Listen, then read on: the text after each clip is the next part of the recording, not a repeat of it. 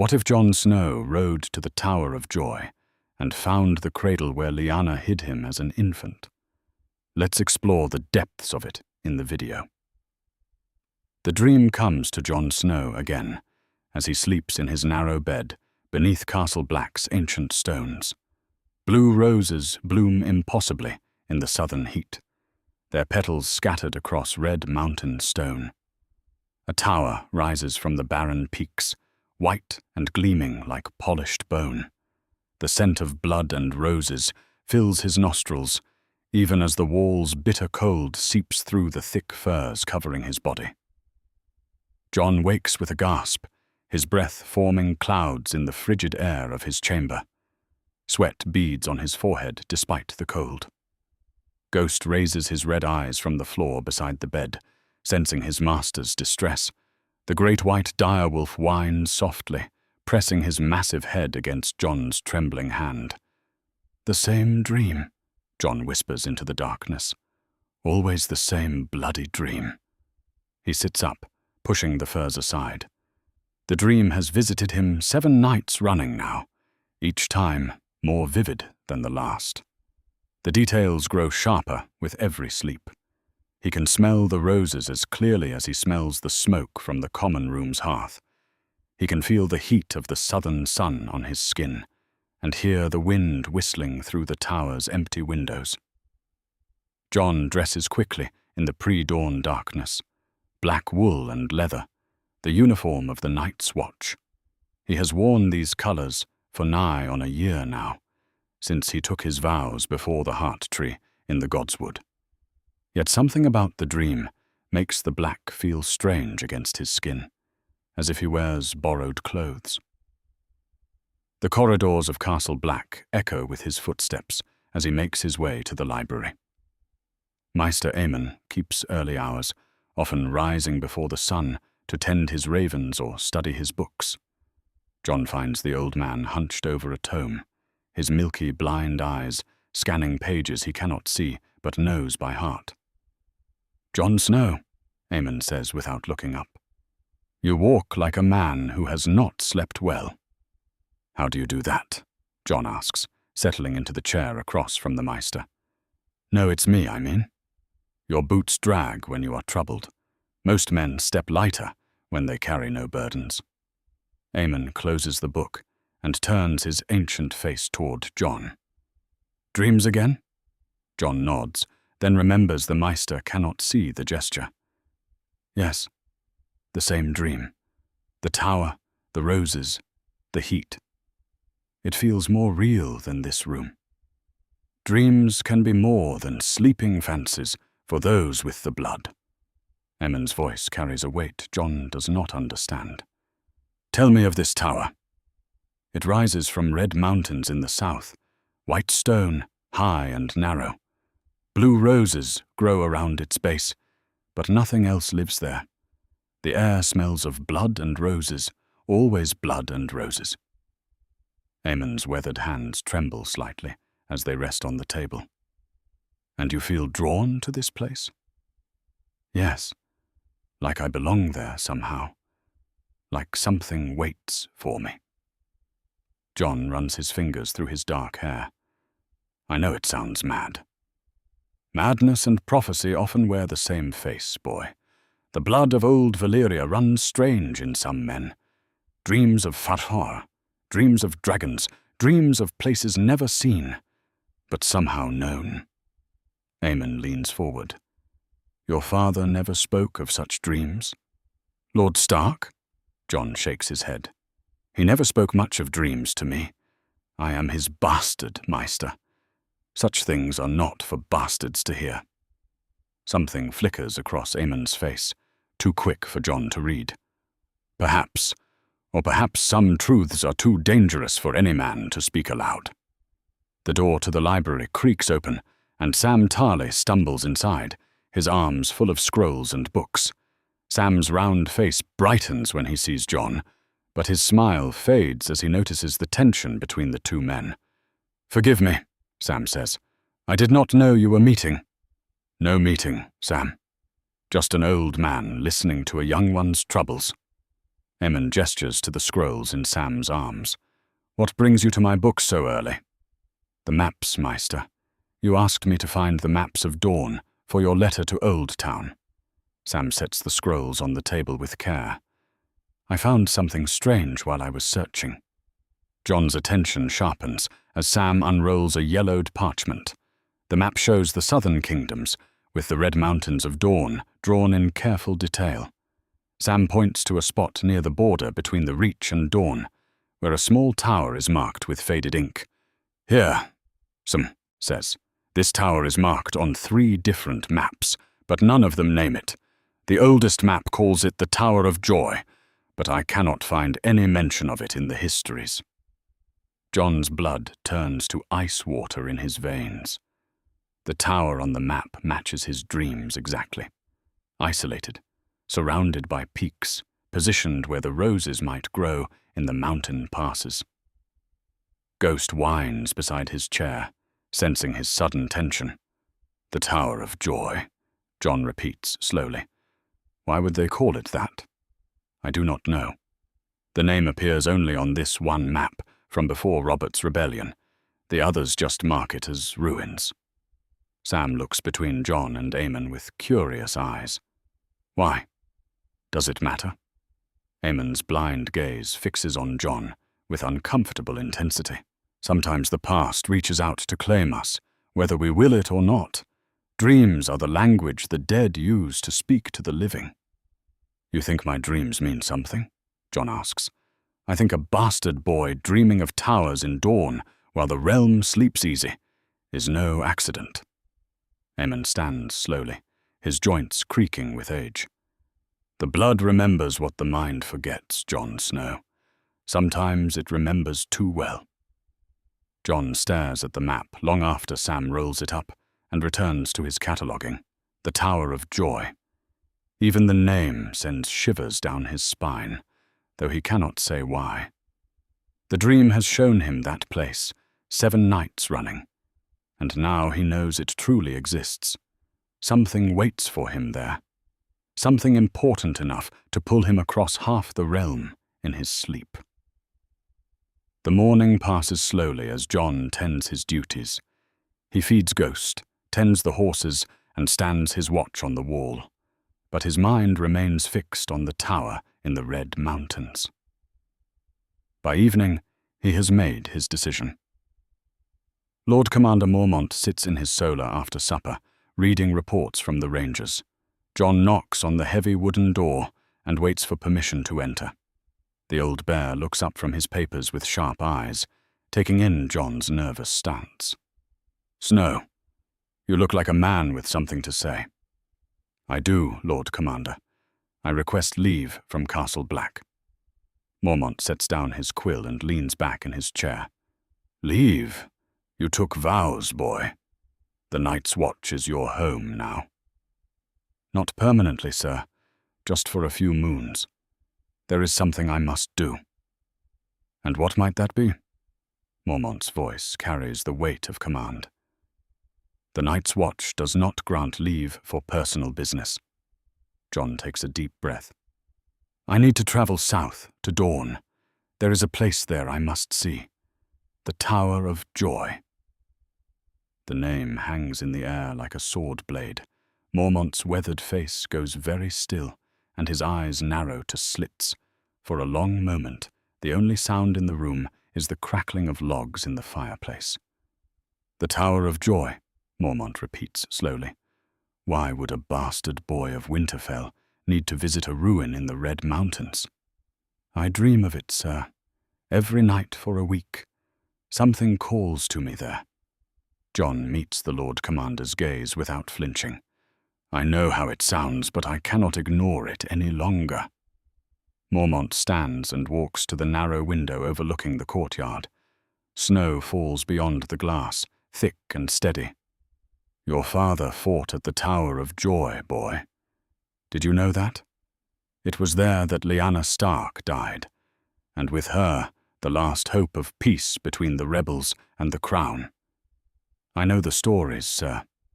Stories." Mormont turns back to Jon, his face grave.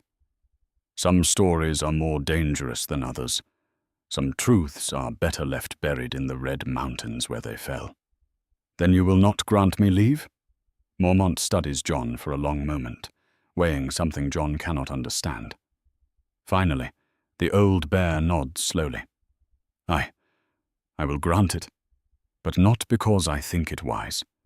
There are forces moving in this world, Snow, old forces that have slept since the rebellion ended. If those forces stir again, the Watch will need every sword.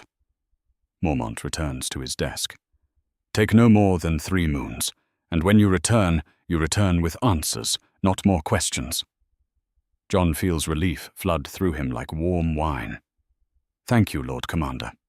Do not thank me yet, boy.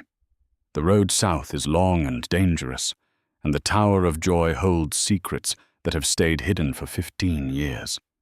Some secrets are buried for good reason. As Jon leaves the Solar, Mormont's words echo in his mind. 15 years. That would place the Tower of Joy's importance right at the end of Robert's rebellion, when the realm bled and kings fell like autumn leaves. Whatever waits for him in that white tower has waited since before his birth, patient as stone. Ghost follows him back to his chamber, padding silent as snowfall. Jon packs his few possessions in his saddlebags, spare clothes, his bastard sword, what little coin he has saved. Tomorrow he will ride south, chasing a dream toward a truth he cannot yet imagine. The dream comes again that night, but this time it feels different.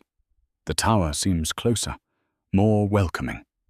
The scent of roses grows stronger, and for the first time, Jon thinks he hears something calling his name from within those white stone walls. Soon he will have his answers. Soon he will know why the Tower of Joy haunts his sleeping hours, and why his very blood seems to sing when he sees it in his dreams. The bastard Jon Snow will ride south, but something tells him that whoever returns will not be the same man who leaves Castle Black behind. The morning mist clings to the wall like ghostly fingers as Jon Snow leads his horse through Castle Black's gates. Ghost pads silently beside him, red eyes alert in the grey dawn. The Black brothers who stand watch nod their farewells, but their faces carry the weight of men watching a friend ride toward an uncertain fate. Jon wears his Night's Watch cloak over mail and leather, the black wool marking him as a sworn brother to any who might question his presence on the king's roads. His bastard sword hangs at his hip, and his saddlebags carry dried meat, hard bread, and what few coins Lord Commander Mormont pressed upon him before his departure. "Guard yourself well, Snow," had been the old bear's final words. "The south is full of men who smile while they sharpen their knives." The road stretches before Jon like a ribbon of packed earth and stone, winding through the haunted forest and beyond into lands he has never seen. Behind him, Castle Black grows smaller with each step, until the great ice wall disappears entirely behind the rolling hills of the Gift. For the first time since taking his vows, Jon feels truly alone. The north passes slowly beneath his horse's hooves. Jon rides through villages where the small folk eye him with the careful respect they show all men who wear the black. They offer him bread and ale without payment, as is the custom, and ask no questions about his destination. The Night's Watch keeps the realm's secrets, and the realm returns the favor. As he rides, Jon's thoughts turn to Winterfell and the family he left behind. Lord Stark's words echo in his memory, spoken on the morning Jon departed for the wall. "You are a Stark. You may not have my name, but you have my blood." Blood. Jon touches the hilt of his sword and wonders what other blood flows in his veins. The dreams of the tower grow stronger the farther south he travels, as if something in his very bones recognizes the path. Sometimes when the wind blows from the south, he catches a scent that reminds him of the blue roses from his visions. 3 days from Castle Black, Jon encounters his first fellow travelers. A group of pilgrims walks the King's Road, their clothes dusty from long travel, and their faces bright with the fervor of the faithful. An elderly septon leads them, his crystal hanging heavy around his neck, and his voice raised in prayer. "Brother," the septon calls as Jon approaches on horseback, "do you ride to King's Landing for the Feast of the Maiden?" "I ride south on the watch's business," Jon replies, reining in his horse. Ghost growls softly at the strangers, but settles when Jon places a hand on his head. "Ah, the Black Brothers. You serve the realm in its hour of need." The septon's eyes shine with approval. "We make for the great Sept of Baelor, to pray for the king's health and the realm's prosperity. Perhaps you would share our fire tonight. The roads grow dangerous after dark." Jon accepts the offer, grateful for human company after days of solitude. As evening falls, he sits beside their campfire and listens to the pilgrims speak of their homes and their hopes. They come from all corners of the realm, farmers from the Reach, merchants from the Riverlands, even a young knight from the Stormlands, seeking the Seven's blessing for his first campaign. "The realm has known 15 years of peace," the septon says as he tends the fire. "King Robert's hammer ended the wars, and now we reap the harvest of stability. Yet some say darker times approach." "What do you mean?" Jon asks. "Dreams, brother. Visions sent by the Seven to warn the faithful. I have seen fire in my prayers and heard the roar of dragons across the narrow sea." The septon's voice drops to a whisper. "The blood of the dragon still flows, though men pretend it dried up with the Mad King's death." The other pilgrims murmur uneasily at these words, but Jon feels his heart quicken. Dragons, fire, blood. The words stir something deep in his chest, like a bell tolling in a distant tower. "You believe the Targaryens will return?" the young knight asks. "I believe the Seven prepare the realm for great changes," the septon replies. "Whether those changes come from the east or from within, only the gods know." Jon says nothing, but his hand finds the place over his heart where he can feel his pulse beating strong and steady. That night, he dreams again of the tower, but this time he hears something new. The sound of dragon wings beating against a southern sky. The next morning, Jon bids farewell to the pilgrims and rides on alone. The landscape changes as he travels south, the stark beauty of the north giving way to rolling hills and fertile farmland. He passes through the Twins without stopping, unwilling to pay the Frey's tolls when his purse already runs light. At the Crossroads Inn, Jon finally allows himself a proper meal and a bed with clean straw. The common room buzzes with the chatter of merchants and travelers, and Jon keeps his ears open as he sits in a corner with Ghost at his feet. "Trade with Dawn grows profitable again," one merchant tells another over cups of wine. "Prince Doran welcomes foreign gold, and his people hunger for northern goods." "Aye, but you must watch your tongue in Sunspear," his companion replies. "The Dornish have long memories, and some still speak fondly of the Dragon Prince who died at the Trident." "Rhaegar?" The first merchant glances around nervously. "Dangerous talk, friend. King Robert's ears reach far. Perhaps, but gold speaks louder than kings, and the Martells have gold aplenty. They say Prince Oberyn himself trades with merchants from the free cities and asks no questions about their other loyalties." Jon absorbs this information like a sponge. Dawn, it seems, harbors sympathies that the rest of the realm has forgotten or fears to voice.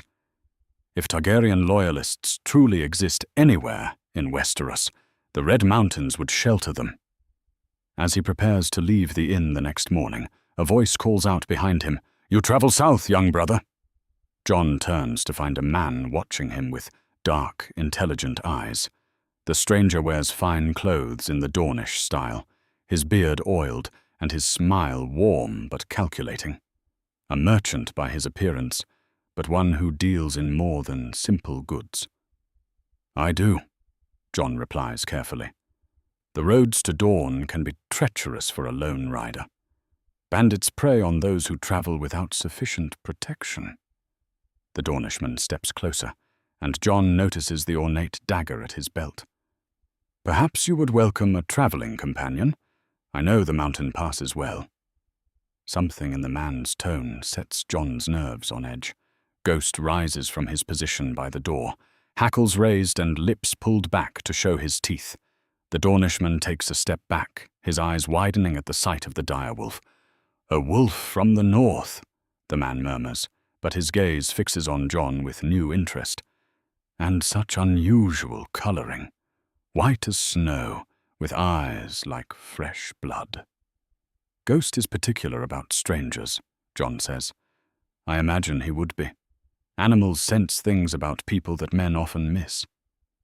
The Dornishman's smile never wavers, but his eyes study Jon's face with uncomfortable intensity. "You have the look of the north about you, brother. But there is something else. Something what?" Jon's hand moves instinctively toward his sword hilt. "Something familiar. Perhaps we have met before, in another place, another time." The man shrugs as if dismissing his own words. "No matter. Safe travels, young brother. May you find what you seek in the Red Mountains." The Dornishman walks away before Jon can respond, leaving him with more questions than answers. How did the stranger know his destination? And what had he seen in Jon's face that sparked such recognition? Jon leaves the Crossroads Inn, with Ghost close at his side, the Dornishman's words echoing in his mind. The road south grows dustier as he rides, and the air carries new scents, olive oil and oranges, wine and spice. The realm of House Martell draws near. 2 days later, Jon crests a hill and sees them for the first time. The Red Mountains of Dorne, rising like broken teeth against the southern sky. The peaks glow crimson in the setting sun, and somewhere among those ancient stones stands the Tower of Joy. His heart pounds as he stares at the mountains, and Ghost whines softly beside his horse. The dreams have led him true.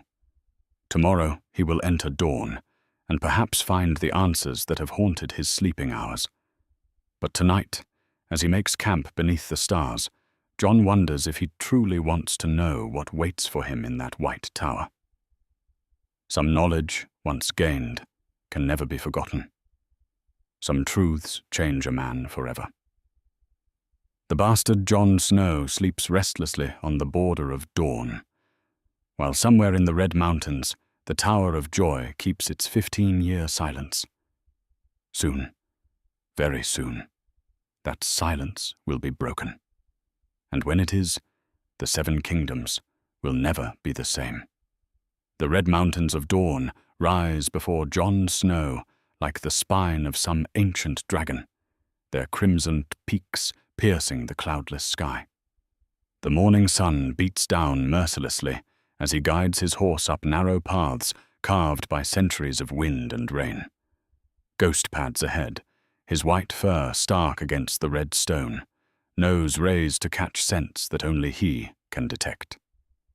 Jon has been climbing for 3 days now, following game trails and shepherd paths deeper into the mountains. The villages grow scarce and then disappear entirely, leaving only the harsh beauty of stone and sky. His water runs low, and his horse struggles with the thin air, but something drives him forward with the certainty of a man walking toward his destiny. The dreams guide him now more than any map ever could. Each turn in the path feels familiar. Each outcropping of rock matches the visions that have haunted his sleep. When he closes his eyes, he can see the route laid out before him, like a glowing thread stretching toward the tower. "Easy, boy," Jon murmurs to his horse as the animal stumbles on loose scree. The mountain paths here see little use, and the footing grows treacherous with each step. But Ghost never hesitates, leading them higher into the red maze of stone with the confidence of a wolf returning home. On the afternoon of the fourth day, Ghost stops suddenly, his ears pricked forward and his whole body tense with attention. The direwolf sniffs the air, then pads to a cluster of boulders beside the path. Jon dismounts and follows, his heart beginning to race as he sees what has caught Ghost's attention. Bones lie scattered among the rocks, bleached white by 15 years of sun and weather. A rusted mail shirt clings to a rib cage, and nearby the remnants of a cloak bearing the golden rose of House Tyrell flutter in the mountain breeze. Jon kneels beside the remains, his throat tight with sudden emotion.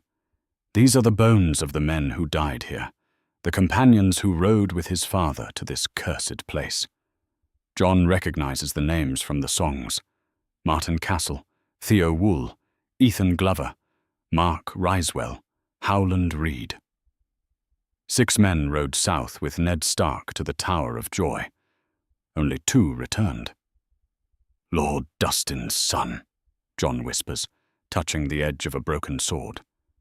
The steel bears the arms of Barrowton, and Jon remembers the stories old Nan told of Willem Dustin, who died for love of a Stark woman.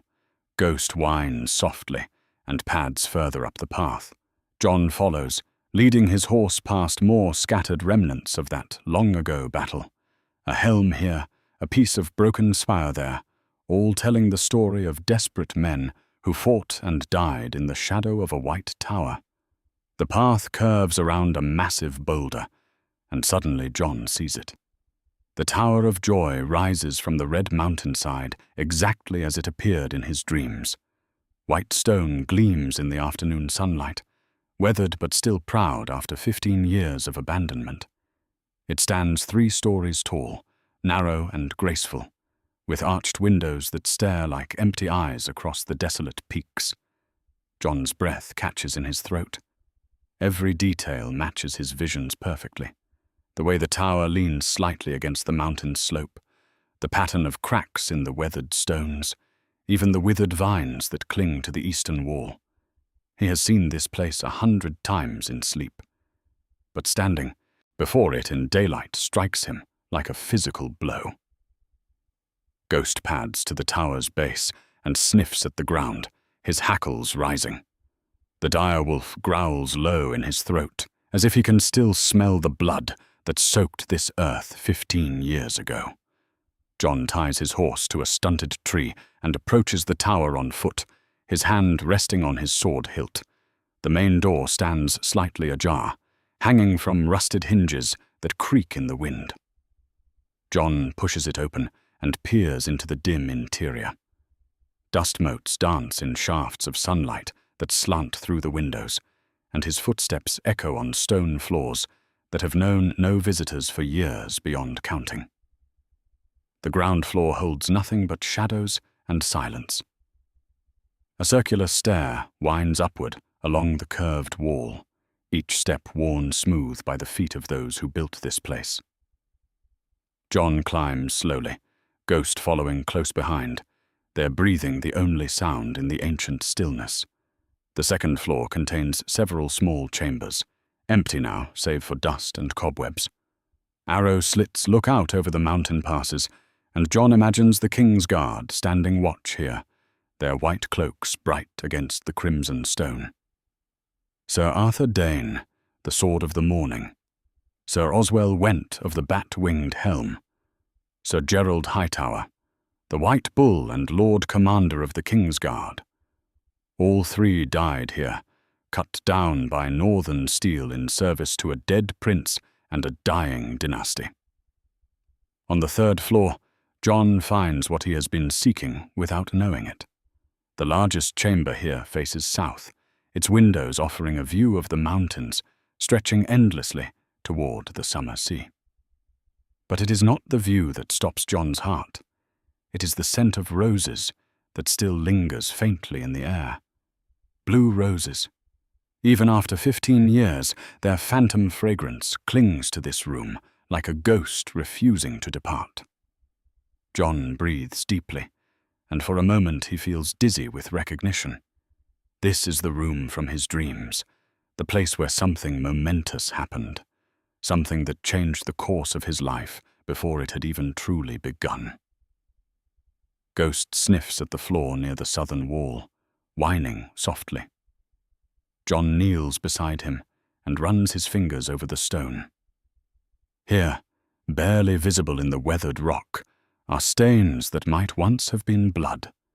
Here, a woman died, giving birth, while her brother fought for his life below. Lyanna, Jon whispers, and the name echoes strangely in the empty chamber. The bastard son of Eddard Stark kneels in the room where his father's sister drew her last breath and feels the weight of secrets pressing down upon him like the mountain itself. Something happened here, something his father has never spoken of in all the years since.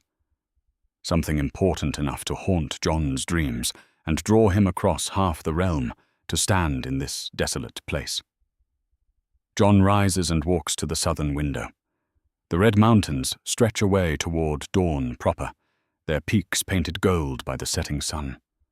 Somewhere in this tower, among these stones that have kept their silence for 15 years, lies the truth he has come to find. But as the sun sinks toward the horizon and shadows gather in the chamber, Jon realizes that the tower itself is only the beginning. The real answers lie hidden somewhere deeper, waiting for him to prove himself worthy of the knowledge they contain. Ghost pads to the chamber's northern wall and sniffs intently at the stones. The direwolf whines again, more urgently this time, as if he has detected something that human senses cannot perceive. Jon joins him, pressing his hands against the weathered rock, and feels the faintest vibration beneath his palms. The tower holds more secrets than its empty chambers reveal. Somewhere within these walls, behind stone and silence, waits the truth that has called to Jon across hundreds of leagues and 15 years of carefully kept silence. Tomorrow he will begin searching in earnest. Tonight he will make camp in the shadow of the Tower of Joy, and dream of blue roses and dying women and promises made in blood and desperation. The bastard has found his destination. Now he must discover what that destination has to teach him about the truth of his birth and the weight of the crown that may rest upon his unknown brow. Jon Snow sleeps beside the Tower of Joy, while Ghost keeps watch against the mountain darkness. Above them, the ancient stones hold their secrets close, but not for much longer, the time for now. Revelation draws near, and with it, the moment when a bastard boy learns that he was born to be a king. Dawn breaks over the red mountains as Jon Snow wakes from dreams more vivid than any he has known. Blue roses filled his sleep, their petals falling like tears while a woman's voice whispered words he could not quite understand. Ghost stirs beside him, red eyes alert and watching, as if the direwolf too has sensed something stirring in the ancient tower. Jon breaks his fast with hard bread and dried meat, then begins his methodical exploration of the Tower of Joy. Yesterday he had moved through the chambers like a man in a dream, overwhelmed by finally standing in the place that has haunted his sleep for so long. Today he searches with purpose, examining every stone, every shadow, every corner where secrets might hide. The ground floor yields nothing new. Empty chambers that once housed guards or servants, all traces of their former inhabitants, long since claimed by time and weather. Jon runs his hands along the walls, feeling for loose stones or hidden passages, but finds only solid masonry laid by master builders generations ago. On the second floor, he discovers something that makes his pulse quicken. In the largest chamber, where arrow slits look out over the mountain passes, one stone in the western wall sits slightly askew from its neighbors. Jon presses against it, and the stone shifts under his touch with the faintest grinding sound. Ghost pads over to investigate, sniffing at the displaced stone with intense interest. The direwolf whines softly and paws at the wall as if he can smell something beyond the barrier that human senses cannot detect. "What is it, Ghost?" Jon murmurs, examining the stone more closely. The block bears faint scratches on its surface, not random marks left by time, but deliberate cuts that form a pattern, a rose carved with delicate care into the weathered stone. Jon traces the pattern with his finger, and as he presses the final petal, something clicks deep within the wall. The stone swings inward on hidden hinges, revealing a narrow passage that leads into the heart of the tower. Stale air flows from the opening, carrying with it the ghost of that familiar scent. Blue roses, preserved in darkness for 15 years. Jon lights a torch from his pack and squeezes through the opening, Ghost following close behind. The passage extends only a few feet before opening into a small chamber hidden within the tower's walls. Jon raises the torch high and gasps at what the flickering light reveals. A cradle sits in the center of the chamber, carved from pale wood and lined with silk that was once white but has yellowed with age.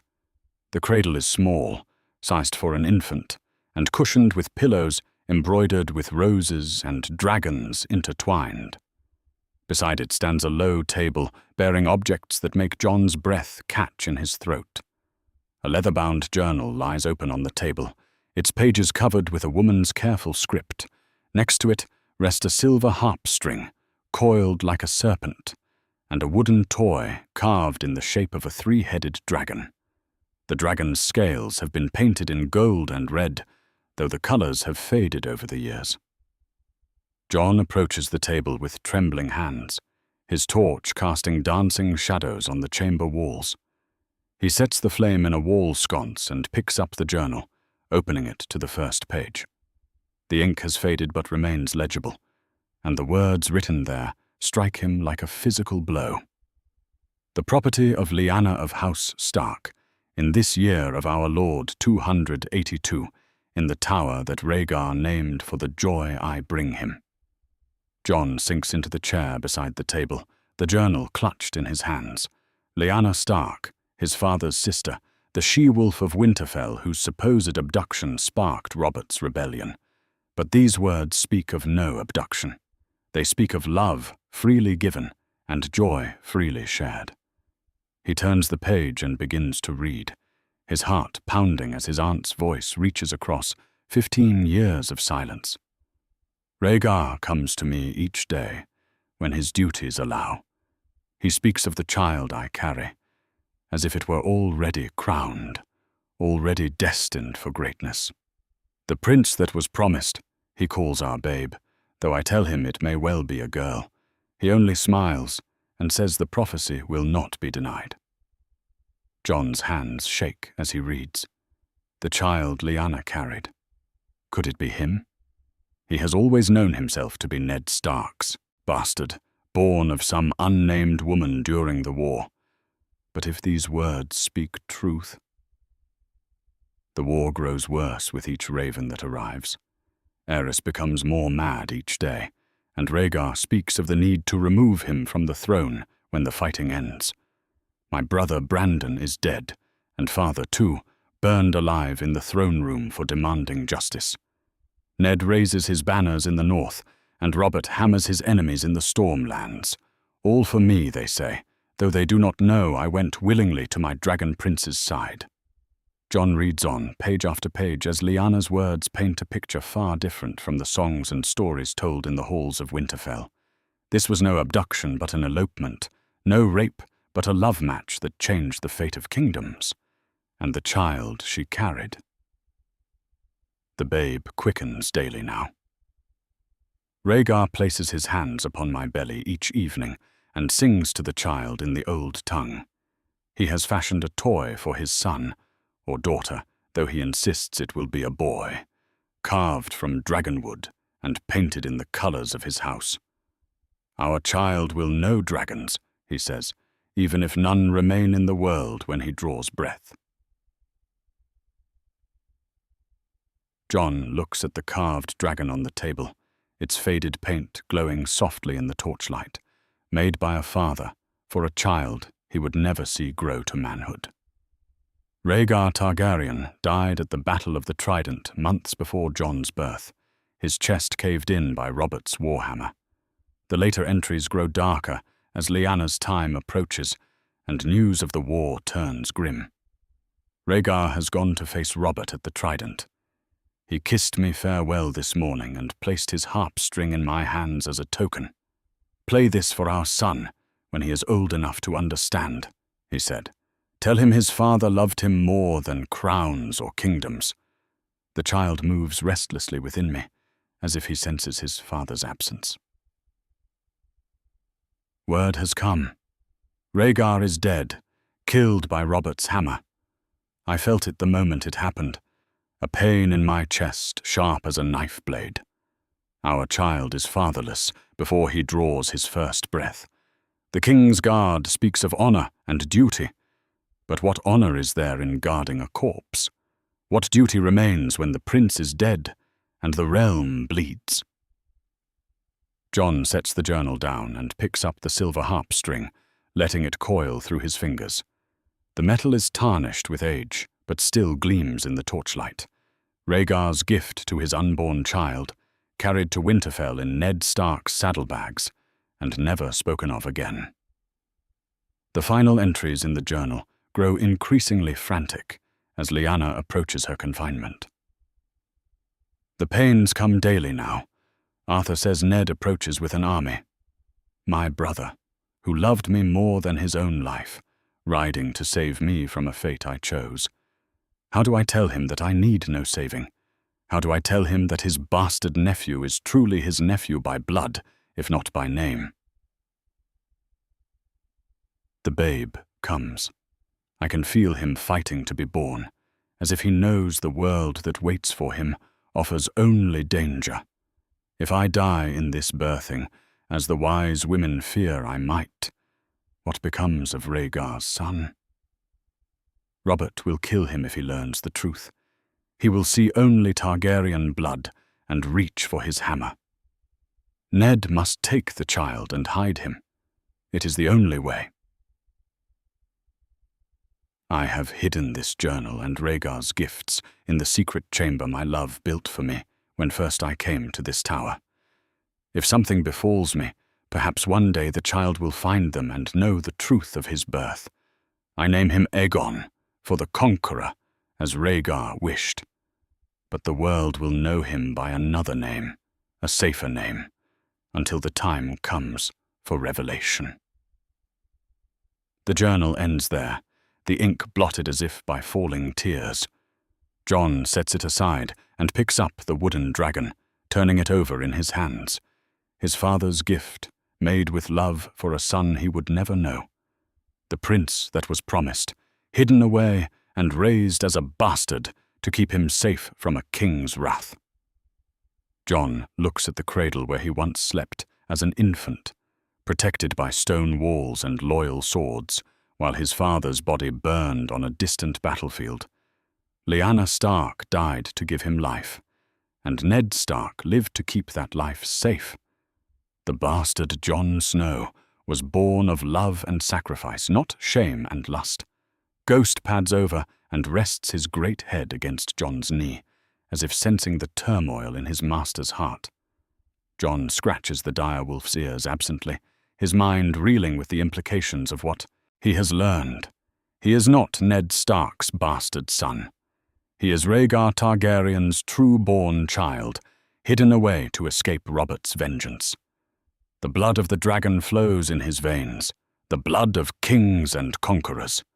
But knowledge and proof are different things, and the realm would demand more than a diary's word to accept such a claim.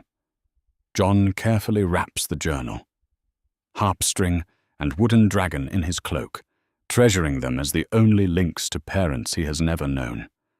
The cradle he leaves behind, too large to carry and too precious to abandon. Let it remain in this hidden chamber, a testament to the love that brought him into the world. As he emerges from the secret passage, Jon feels the weight of destiny settling on his shoulders like a cloak. The bastard boy who entered this tower no longer exists. In his place stands Aegon Targaryen, son of a prince and rightful heir to a throne stolen by conquest.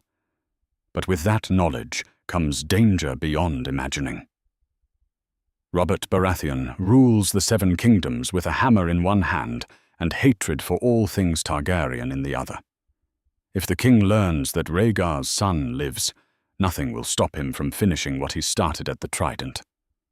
Jon Snow, no, Aegon Targaryen, must choose carefully how to use the truth he has discovered. The wrong word to the wrong person could mean death for himself and all who shelter him.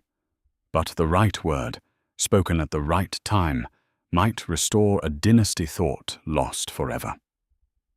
The Tower of Joy has yielded its secrets at last. Now Jon must decide what to do with them. Jon sits in the hidden chamber as the morning light filters through the tower's windows, Lyanna's diary open before him on the small table. He has read the final entries, learned the truth of his birth, but the journal holds more secrets. Earlier pages beckon to him, promising answers to questions he has carried his entire life. He turns back to the beginning, where his mother's younger hand wrote of tournaments and princes, of choices that would reshape the Seven Kingdoms. Ghost lies at his feet, patient and watchful, as Jon delves deeper into the past. The great tournament at Harrenhal draws all the realm's nobility. Father brings Brandon, Ned, and myself to see the greatest knights in Westeros compete for glory. 10,000 people can crowd in the lists, and the air rings with the clash of steel on steel. But it is not the jousting that captures my attention. It is the prince. Jon's pulse quickens. Harrenhal, where it all began. The tournament where his father and mother first met, where the seeds of war and love were planted in the same soil. Prince Rhaegar Targaryen rides like a man touched by the gods. His armor gleams silver in the sun, and his horse moves beneath him as if they share one mind. When he removes his helm, the crowd falls silent. Even the Septons speak in whispers of his beauty, as if the warrior himself had taken mortal form. He wins joust after joust, unhorsing knights who have never known defeat. Sir Barristan Selmy falls to his lance, and even Sir Arthur Dayne yields the field. By the final day, no man can stand against him. The crown of winter roses awaits, and all expect him to place it in Queen Elia's lap, as duty demands. Jon leans forward, knowing what comes next, but hungry for his mother's words about that fateful moment. But he rides past the royal pavilion. The crowd holds its breath as his destrier approaches our seats. His violet eyes find mine across the distance, and in them I see something I have never seen before. Recognition, as if he has been searching for me his entire life, and only now understands what he sought. He lays the crown of blue roses in my lap, and the world changes forever. Robert's face turns red as a beet, and father grips his chair so hard the wood creaks. But I care nothing for their anger. The Dragon Prince has chosen me, and I have been waiting to be chosen. Jon touches his chest, feeling his heart beat against his ribs. That moment, that single choice, set everything in motion. Wars were fought and kingdoms fell because a prince saw something special in a northern girl. The pages turn beneath his fingers, revealing more secrets. Rhaegar comes to me the next evening, when the feast hall echoes with song and laughter. He does not speak of love, not yet, but of dreams that wake him screaming, of visions that haunt his days. The dragon must have 3 heads. Yah tells me, his voice heavy with prophecy. The prince that was promised will be born of ice and fire, of old blood and new. I do not understand his words, but I understand his need. He carries a weight that would crush lesser men, the weight of saving the world from a darkness he has seen in flames and smoke. My marriage to Elia gave me 2 children, he says, but the prophecy remains unfulfilled. The 3rd head of the dragon must come from another source. Jon frowns at these words. Prophecy. Always prophecy with the Targaryens. But what did it mean? What darkness did his father see that drove him to such desperate measures? We meet in secret over the following days, and with each conversation I understand him better. He is not the madman his father has become, but a man burdened with knowledge too terrible to bear alone. The others stir beyond the wall, he tells me. The long night approaches again, and only the prince that was promised can stand against it. Fire and ice, he whispers as he takes my hand. Dragon's blood and wolf's blood. Our child will be the one foretold, the one who lights the darkness. I should be afraid of such talk, should flee back to Winterfell and the safety of familiar stones. Instead, I find myself believing every word. Jon's blood runs cold.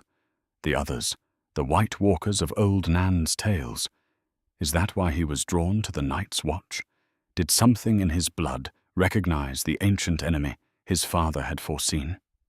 The diary continues, chronicling a love that grew from prophecy into something deeper. Rhaegar asks me to come away with him, to a place where we can be free from the weight of crowns and duties. I would make you my queen, he says, if the world were different. But I can give you something more precious than any throne. I can give you purpose. I tell him I will come. Brandon rages when I refuse his commands to return to Winterfell. He speaks of honor and duty. But what honor is there in marrying Robert Baratheon? What duty requires me to smile while a drunk paws at me and speaks of other women?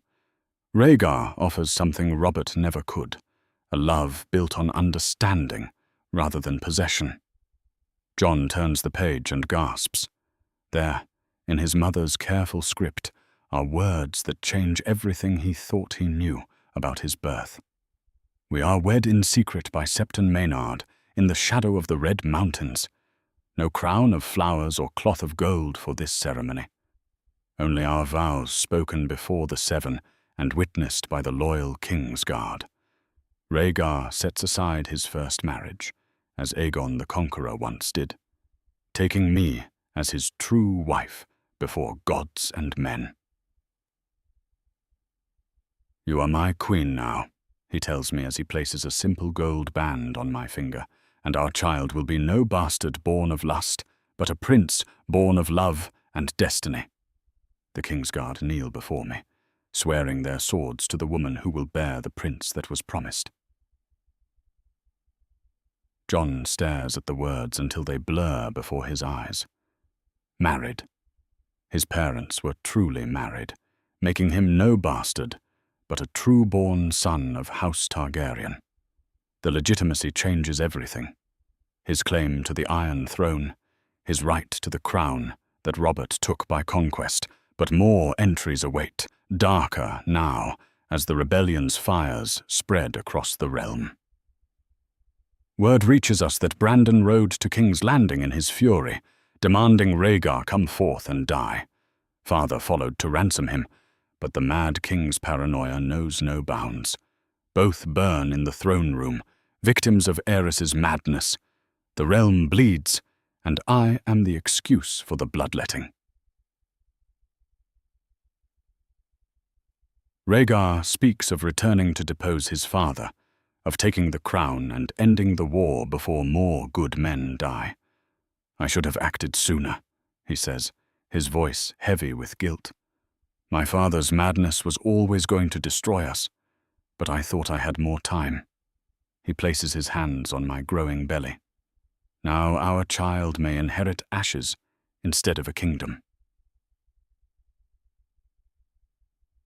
But the prophecy must be fulfilled, he insists. our child will face a darkness greater than any war between men. The others care nothing for crowns or kingdoms, he tells me. When the long night comes, only the prince that was promised can light the dawn. Jon closes his eyes, feeling the weight of destiny pressing down on him like a mountain. His father saw him not just as a son, but as a weapon against an ancient evil. Is that his purpose? To stand against the darkness beyond, the wall? Near the journal's end, he finds one last entry that makes his hands tremble. I write this as the birth pangs begin, knowing I may not live to see our son draw breath. If the worst happens, I leave this journal and Rhaegar's gifts for the child to find when he comes of age. But there is one more thing. A letter Rhaegar wrote before riding to the Trident, meant for his heir, should the battle go ill. I have hidden it beneath the false bottom of this chamber's floor, along with other tokens of our love. Let it wait there until Aegon, for that is his true name, proves himself worthy to receive it. The letter bears the royal seal and names him heir to the Iron Throne, should any doubt his legitimacy. Jon's heart pounds as he searches the chamber floor with new purpose. Ghost helps, sniffing at the stones until he finds what his master seeks. A loose section near the chamber's center lifts away, revealing a hidden compartment carved into the rock below. Inside lies a sealed parchment bearing the three-headed dragon of House Targaryen, pressed into red wax.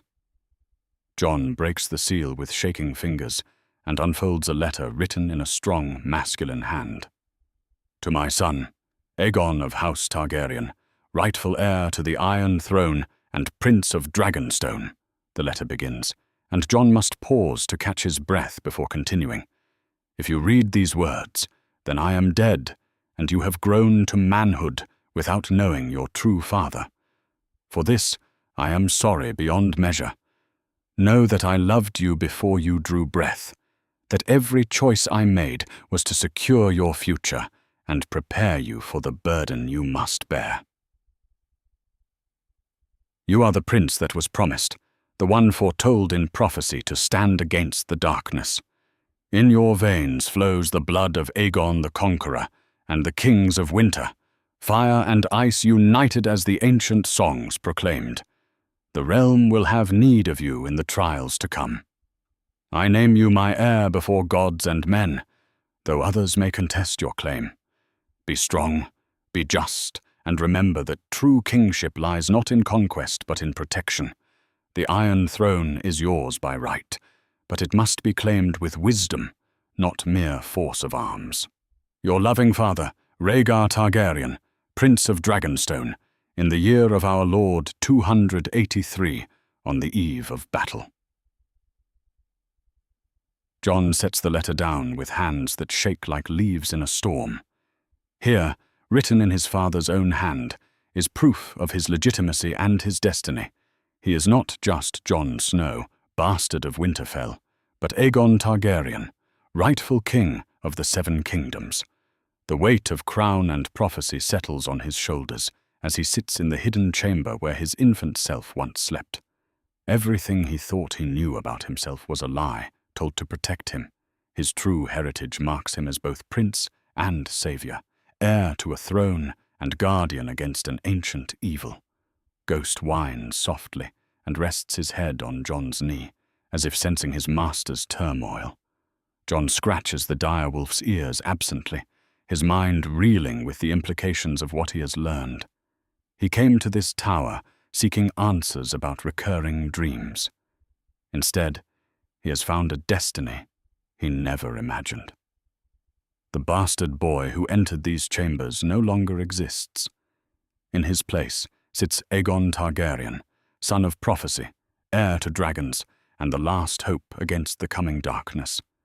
But knowledge and action are different things. What can one 15-year-old boy do with such truth? How does a bastard become a king? How does a sworn brother of the Night's Watch claim a crown? These questions and more swirl in Jon's mind as he carefully wraps his father's letter with his mother's diary. The Tower of Joy has given him everything he came seeking, and more than he ever dared hope for. Now he must decide what to do with the truth that could either crown him or kill him. The truth crashes over Jon Snow like a tide, washing away everything he thought he knew about himself. He sits in the hidden chamber as the afternoon sun slants through the tower's windows, surrounded by the evidence of his true parentage, and feels his world crumble and rebuild itself in the span of heartbeats. He is not Jon Snow, bastard of Winterfell. He is Aegon Targaryen, rightful king of the Seven Kingdoms, son of prophecy, heir to dragons. The knowledge should fill him with triumph, but instead it leaves him hollow, as if someone has scooped out his insides and replaced them with cold stone. "Who am I?" he whispers to the empty chamber, and his voice echoes strangely off the walls. Ghost whines and presses against him, red eyes bright with concern.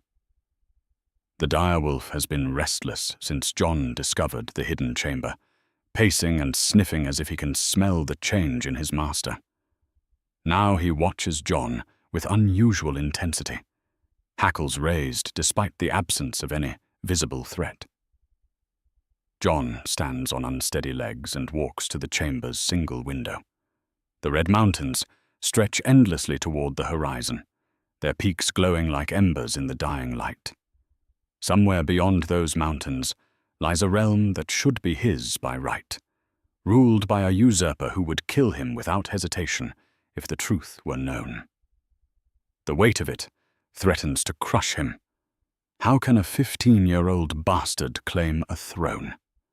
How can someone who has never led more than a patrol of Night's Watch Rangers hope to rule 7 kingdoms? The very idea seems like madness. But the blood remembers, even when the mind rebels. As Jon stands at the window, something stirs deep within him, something that has slumbered his entire life. He feels a heat in his chest, a burning that has nothing to do with the southern sun. For a moment, the world shimmers around him, and he sees fire. Dragons soaring through an azure sky, their wings casting shadows over golden pyramids and red waste alike. The vision lasts only an instant, but it leaves Jon gasping, his heart racing with an excitement he cannot explain. "What was that?" he breathes, but Ghost only whines in response. Jon returns to the table where Lyanna's diary lies open. He pages through it until he finds what he seeks, passages where his mother recorded the high Valyrian words Rhaegar taught her during their time together.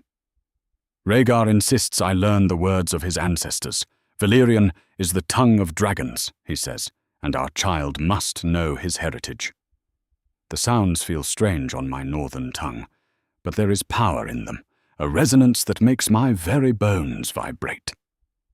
Jon finds the phonetic spellings Lyanna wrote beneath each phrase and attempts to pronounce them. His first efforts are clumsy, his northern accent mangling the fluid syllables. But as he repeats the words, something begins to change. The sounds feel familiar, as if his tongue has always known their shape.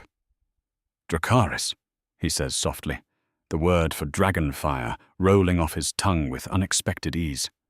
The moment he speaks it, the air in the chamber grows warm. Ghost leaps to his feet, hackles fully raised now, and backs away from Jon with something like fear in his red eyes. Jon stares at his hands, wondering if he imagines the faint shimmer of heat rising from his skin. He tries another phrase, "Scoriot nuha zaldrazoti." Where are my dragons? This time, the sensation is stronger. Heat floods through Jon's body, and for a terrifying moment he fears he might burst into flame. But the fire within him is not destructive. It is awakening, recognition, the blood of the dragon stirring after 15 years of slumber. Ghost whimpers and presses himself against the far wall, red eyes wide with confusion. The direwolf can sense what Jon is only beginning to understand, that something fundamental has changed, that the boy who entered this tower is not the same as the one who stands here now. Jon closes the diary and sits heavily in the chamber's single chair. The high Valyrian words continue to echo in his mind, and with them comes a growing awareness of something vast and distant calling to him. He closes his eyes and lets his consciousness drift, following that strange pull across leagues of land and sea. Across the narrow sea, in the sweltering heat of Pentos, a young girl with silver hair and violet eyes wakes from dreams of ice and wolves. She touches her chest, feeling an echo of fire that mirrors Jon's own awakening. Neither knows of the other's existence, but blood calls to blood across the width of the world. Jon opens his eyes with a gasp. For just a moment, he had felt her. Another dragon, alone and afraid as he is, but burning with the same inner flame. The sensation fades quickly, but it leaves him with the certainty that he is not the last of his kind. There are others, he whispers to Ghost, who watches him with wary caution. Other dragons still live. The knowledge should comfort him, but instead it fills Jon with urgency. If other Targaryens survive across the sea, they may have. Their own claims to the throne, he has only just learned, is his. Every day he delays could be a day his enemies grow stronger. But what can he do?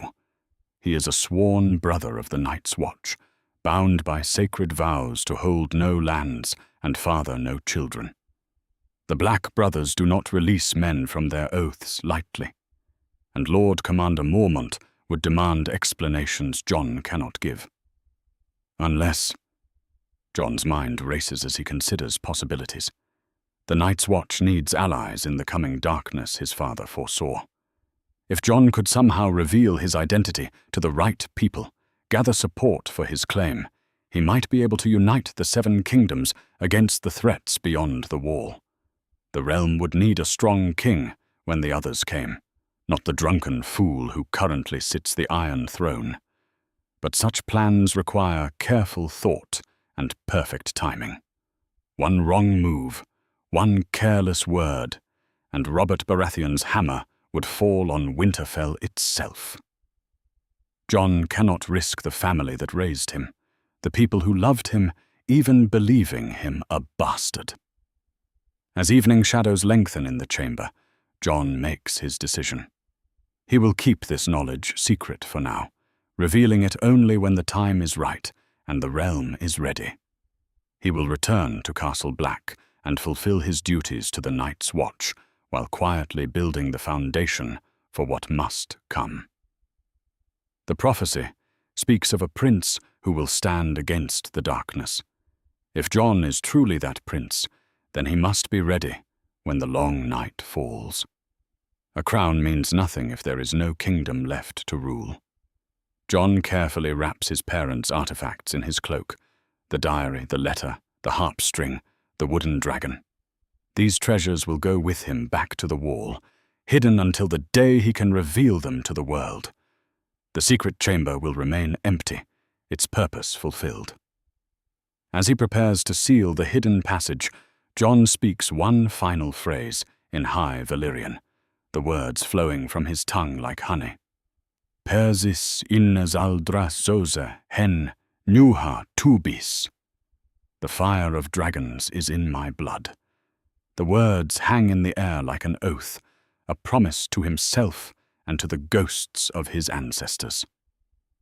Jon Snow the bastard dies in this chamber, his false life ended by the truth of his heritage. In his place stands Aegon Targaryen, though the world will not know that name until he chooses to speak it. Ghost approaches cautiously as Jon seals the passage behind them. The direwolf sniffs at his master's hands, and whatever he scents there seems to calm him. Perhaps he recognizes something of the wolf in the dragon, ice and fire finding balance in the boy they both serve. Jon leads Ghost from the chamber and down the winding stairs.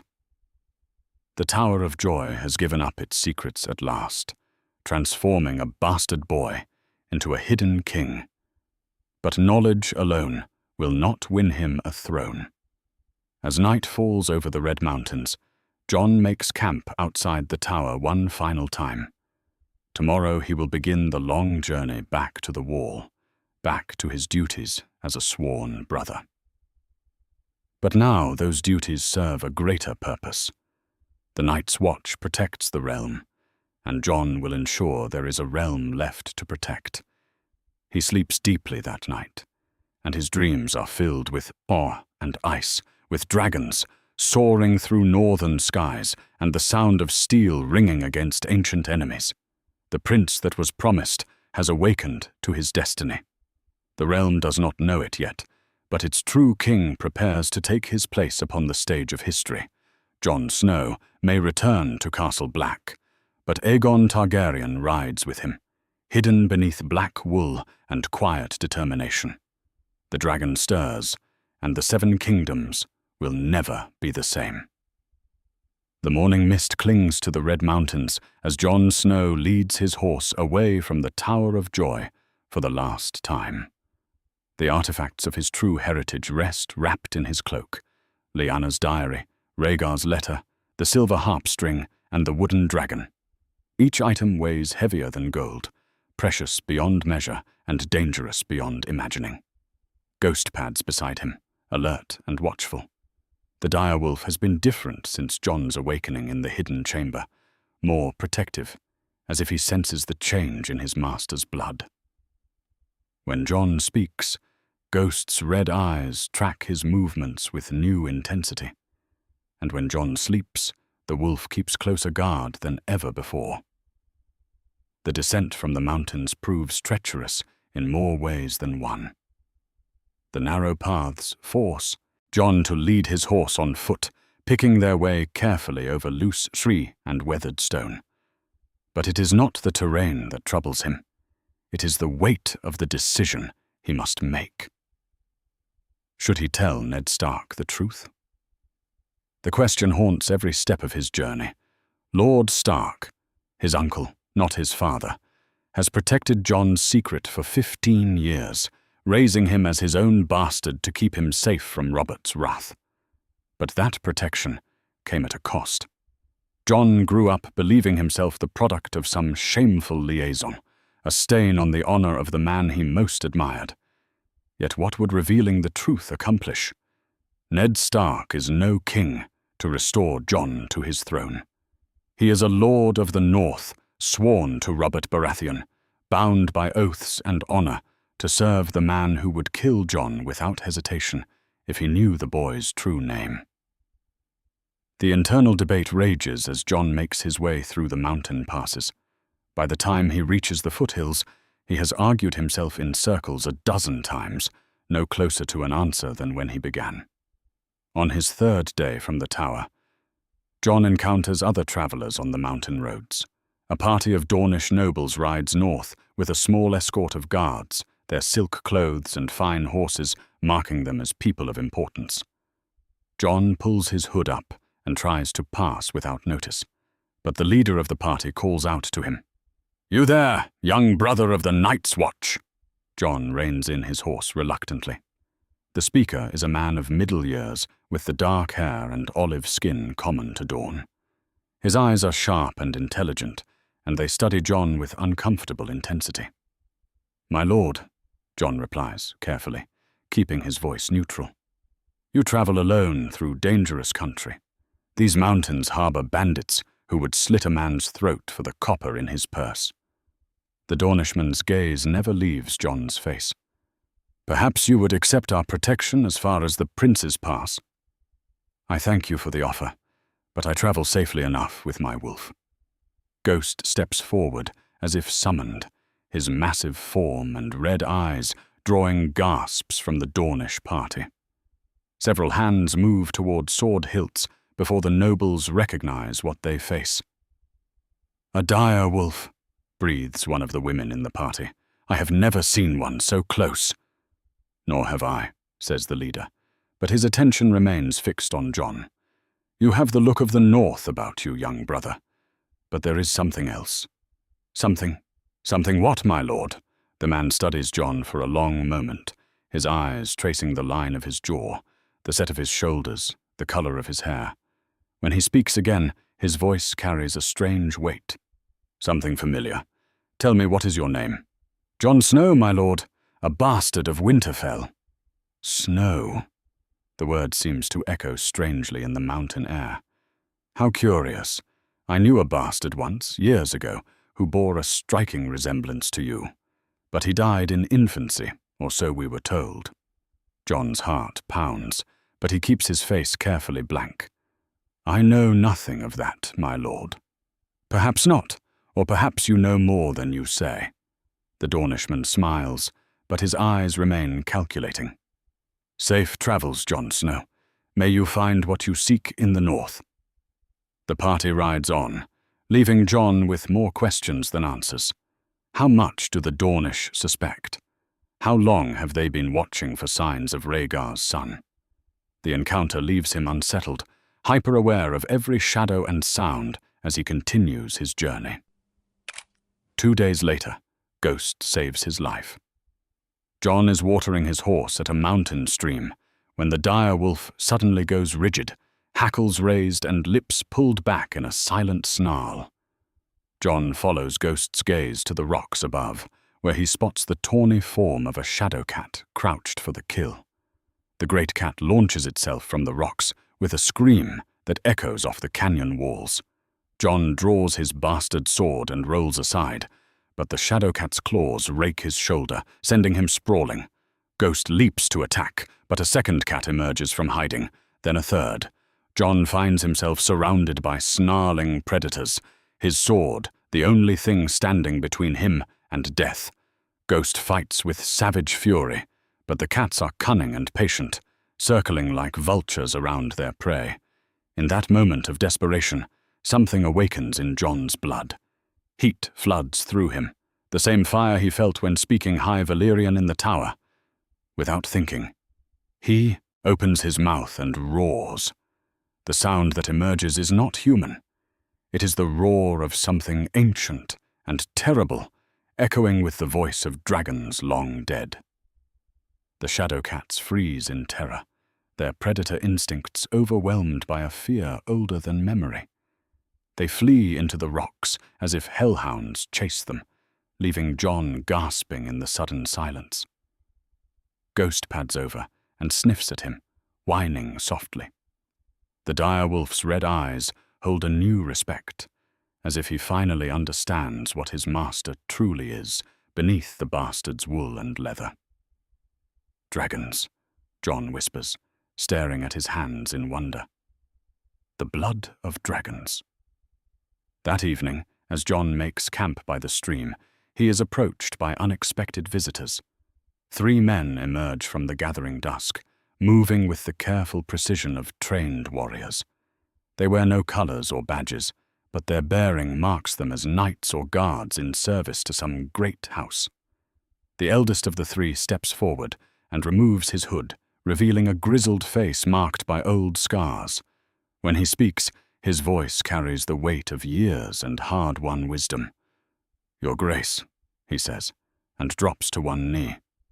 Jon's blood turns to ice. "I don't know what you mean." "Peace, young prince. We have waited 15 years for this moment." The man's companions kneel as well, their faces solemn in the firelight. "I am Sir Daemon Sand, once sworn to Prince Oberyn Martell. These are my brothers, Sir Quentyn Hill and Sir Trystane Stone. We are the last of those who served your father with loyalty and love." "My father is dead," Jon says carefully, "and I am no prince. Eddard Stark lives, aye, and you honor him by calling him father. But your true sire was Rhaegar Targaryen, last prince of Dragonstone, and you bear his likeness like a banner." Daemon Sand rises slowly, his eyes bright with unshed tears. "We have watched the tower these many years, waiting for the day you would come to claim your heritage." Jon says nothing, but his hand moves to the wrapped artifacts beneath his cloak. The three men notice the gesture and smile. "You found them," Demon says softly. "The Queen's diary and the Prince's letter. We helped hide them there, before the battle that took our lords from us. You were there? At the Tower of Joy. We were part of the household guard, too young to stand with the King's Guard, but sworn to protect what they died for." Demon's voice grows heavy with memory. "We saw Lord Stark ride away with a babe in his arms, and knew the prince lived, though the world would call him bastard." Jon stares at the three men, seeing the truth in their eyes. These are Targaryen loyalists who have waited 15 years for their prince to return. The weight of their expectation presses down on him like a mountain. "What do you want from me?" he asks. "Nothing, Your Grace. Everything." Sir Quentin Hill speaks for the first time, his voice rough with emotion. "The realm bleeds under the usurper's rule. The people cry out for justice, for a true king to set things right. You are that king. I am a bastard of 15 years, sworn to the Night's Watch. I have no army, no allies, no claim that any would recognize. You have us," Demon says simply. "And through us, others who have waited in shadow for the dragon's return. The time for hiding draws to an end, young prince. The realm has need of you." Jon considers their words as the fire crackles between them. Three men offer him their swords, their lives, their loyalty. It is not enough to win a throne, but it is a beginning. The first threads of the web he must weave if he hopes to claim his birthright. But first, he must settle accounts with the past. Before he can be Aegon Targaryen, he must stop being Jon Snow. And that means confronting the man who made him what he is. "I will think on your words," Jon tells the three knights. "But first I have business in the north. When that is finished, we will speak again." "As you command, Your Grace." Demon bows deeply. "We will be waiting." The knights melt back into the darkness, leaving Jon alone with Ghost and his troubled thoughts. The encounter has shown him that support exists, that loyal men still remember the dragon banners and long for their return. But it has also made his situation more precarious. If these men recognize him, others will too. His secret grows harder to keep with each passing day. As he settles down to sleep, Jon makes his final decision. He will ride to Winterfell and tell Ned Stark the truth. The man who raised him deserves to know that his secret has been discovered, that the bastard he protected is ready to become the king he was born to be. The last stage of his journey home will be the hardest of all. Not because of the distance or the dangers of the road, but because it will force him to say goodbye to the only father he has ever known, and hello to a destiny he never asked for. Jon Snow sleeps fitfully beneath the Dornish stars, while Ghost keeps watch against the darkness. Tomorrow they ride north to Winterfell, where a bastard will die and a king will be born. The realm does not know it yet, but the dragon stirs. And when dragons wake, the very foundations of the world begin to tremble. The towers of Winterfell rise from the autumn mist, like old friends welcoming Jon Snow home. He has been gone for nearly 3 months, and the sight of the grey stone walls fills him with an emotion he cannot name. This is the place that raised him, the home that sheltered him, but he returns to it a different person than the one who left. Ghost pads beside his horse as they approach the main gate, drawing surprised looks from the guards who remember the direwolf pup that departed with their bastard prince. Now Ghost stands nearly as tall as Jon's shoulder, a creature of legend walking the familiar paths of his youth. "Jon Snow!" the guards call out in welcome, their faces bright with genuine pleasure. "We had not looked for your return so soon." "The Night's Watch granted me leave to visit family," Jon replies, dismounting before the stable. The lie sits heavy on his tongue, but the truth is too dangerous for casual conversation. Word of his arrival spreads quickly through the castle. Soon the courtyard fills with familiar faces, servants who helped raise him, guards who taught him swordplay, stable boys who remember when he could barely reach a horse's bridle. All welcome him warmly, asking about his service at the wall and his journey south. But Jon has eyes only for one figure emerging from the great hall. Ned Stark walks across the courtyard with measured steps, his face carefully neutral as it always is when others watch. Only Jon sees the flicker of relief in his grey eyes, the subtle relaxation of shoulders that have carried worry for months. "Jon?" Ned's voice carries the weight of 100 unspoken questions. "You look well." "As do you, my lord." Jon inclines his head formally, aware of the watching servants. "Might we speak privately? I have much to tell you of my travels." "Of course." Ned's eyes narrow slightly at Jon's tone, sensing something beneath the polite words. "Come. We will walk in the God's Wood." They make their way through the castle in silence, past the kitchens where Jon once stole cakes with Arya, past the armory where he learned to hold a sword.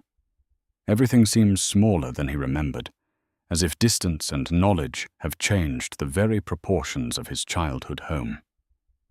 The Godswood embraces them with autumn quiet, its ancient trees standing sentinel over the dark pool where the old gods are said to watch. The heart tree looms before them, its carved face weeping red sap that looks disturbingly like blood in the fading light. Ned waits until they are well away from any listening ears before he speaks. "You sent no word of your coming. I had begun to worry. I needed time to think, to understand what I learned." Jon reaches beneath his cloak and withdraws the wrapped bundle of artifacts. "I found something in the south, Lord Stark, something that changes everything." Ned goes very still as Jon unwraps Lyanna's diary, revealing the leather-bound journal along with the silver harp string and wooden dragon. The color drains from the older man's face as he recognizes items he has not seen for 15 years. "Where did you find these?" Ned's voice is barely a whisper. "In the Tower of Joy, hidden in a secret chamber where she left them." Jon holds out the diary with steady hands. "I know the truth, my lord. All of it." Ned takes the journal with trembling fingers, opening it to pages he has never seen, but which belong to a sister he loved more than life itself. As he reads, tears begin to flow down his weathered cheeks, the first time Jon has ever seen the stoic Lord of Winterfell weep. "Lyanna," Ned breathes, touching the faded ink as if it were her hand. "My sweet sister. I promised her. I promised I would keep you safe." "You have. For 15 years you've protected me from a truth that would have seen me dead." Jon moves closer, his own voice thick with emotion. "You called me son when you could have called me nephew. You raised me with love when duty demanded only care." Ned closes the diary and looks at Jon with eyes full of pain and pride. "You were never a burden to me, boy. Never. From the moment Lyanna placed you in my arms, you were my son in all but blood. That has not changed. But I am not Jon Snow, am I? I am Aegon Targaryen, son of Rhaegar and rightful heir to the Iron Throne." The words hang in the air between them like drawn swords. Ned sets the diary on a fallen log and runs his hands through his greying hair, suddenly looking far older than his 35 years. "Aye, you are Aegon, though I have tried these 15 years to forget that name. I took you from that accursed tower while your mother's blood still stained the bed, and I swore to her ghost that you would live. But living meant hiding, and hiding meant lies. Tell me about her, about that day." Jon sits beside him on the log, needing to hear the story from the man who lived it. Ned stares into the dark pool, his voice heavy with memory. "We rode to the Tower of Joy to save her, thinking Rhaegar had stolen her away. 7 of us against 3 of the finest knights who ever lived. When the battle ended, only Howland Reed and I still breathed. But it was too late. Lyanna was dying, had been dying since your birth began. What did she say to you? She made me promise to protect you, not because you were Rhaegar's son, but because you were hers. She loved you more than life itself, Jon. Even as death took her, she thought only of keeping you safe from Robert's wrath. And you've borne that burden all these years. Let people think you broke your marriage vows, dishonored your wedding bed. Let them think it. Better a stain on my honor than your blood on Robert's hands. Ned turns to face Jon directly. Do you understand what this knowledge means? The danger you face if it becomes known? I understand. Robert would see me dead before I could draw breath to speak my name. But the realm has need of its rightful king, especially with the darkness my father foresaw, stirring beyond the wall. Ned's eyes sharpen at these words. What do you know of that? Only what I read in my mother's diary. Rhaegar spoke of prophecy, of a prince who would stand against the others when the long night comes again. He believed our child, that I, would fulfill that destiny. The others? Ned shakes his head slowly. Old Nan's tales, we always thought. But the Night's Watch sends troubling reports. Rangers disappear beyond the wall, and those who return speak of strange sights in the far north. Then you understand why I cannot remain hidden forever. If the prophecy speaks true, the realm will need a king who knows the real enemy. Robert sees threats in wine cups and boar hunts. He would never believe the dead walk again. And you would claim the Iron Throne, a boy of 15, sworn to the Night's Watch, with no army and no allies? Jon touches the harp string, feeling its silver smoothness beneath his fingers. I have allies, Targaryen loyalists who remember my father with love. And I have something more, the blood of dragons awakening in my veins. The power is there, Lord Stark. I felt it stir when danger threatened. Ned studies Jon's face, seeing something there that was not present when the boy left Winterfell months ago. A confidence, a presence that speaks of more than mere knowledge. You've changed. There's something different about you. I know who I am now, not just in name, but in truth. The dragon sleeps no more. They sit in silence for a long moment, uncle and nephew grappling with the implications of a secret finally revealed.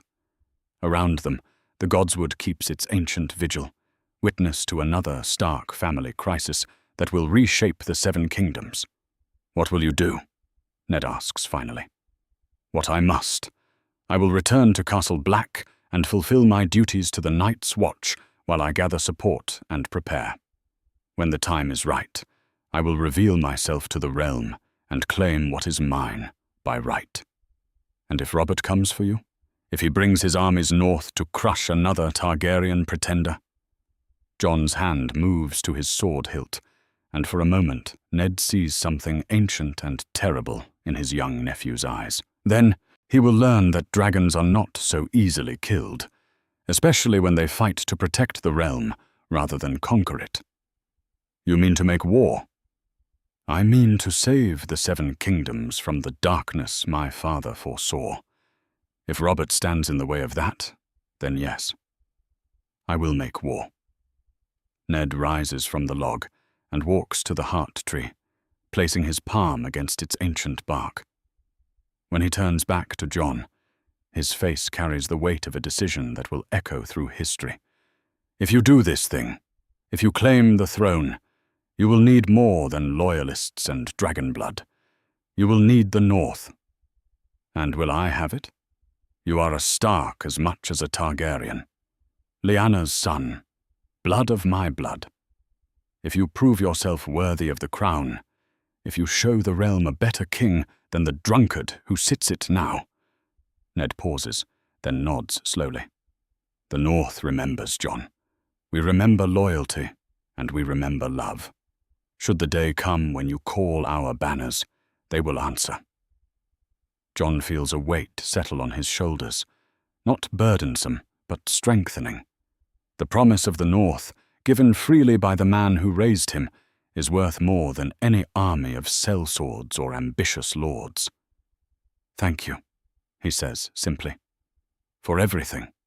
For the lies that kept me safe, for the love that made me strong, for the truth you've finally let me know." "You are my son," Ned replies, his voice steady despite the tears on his cheeks. "That has not changed, no matter what name you bear or what crown awaits you.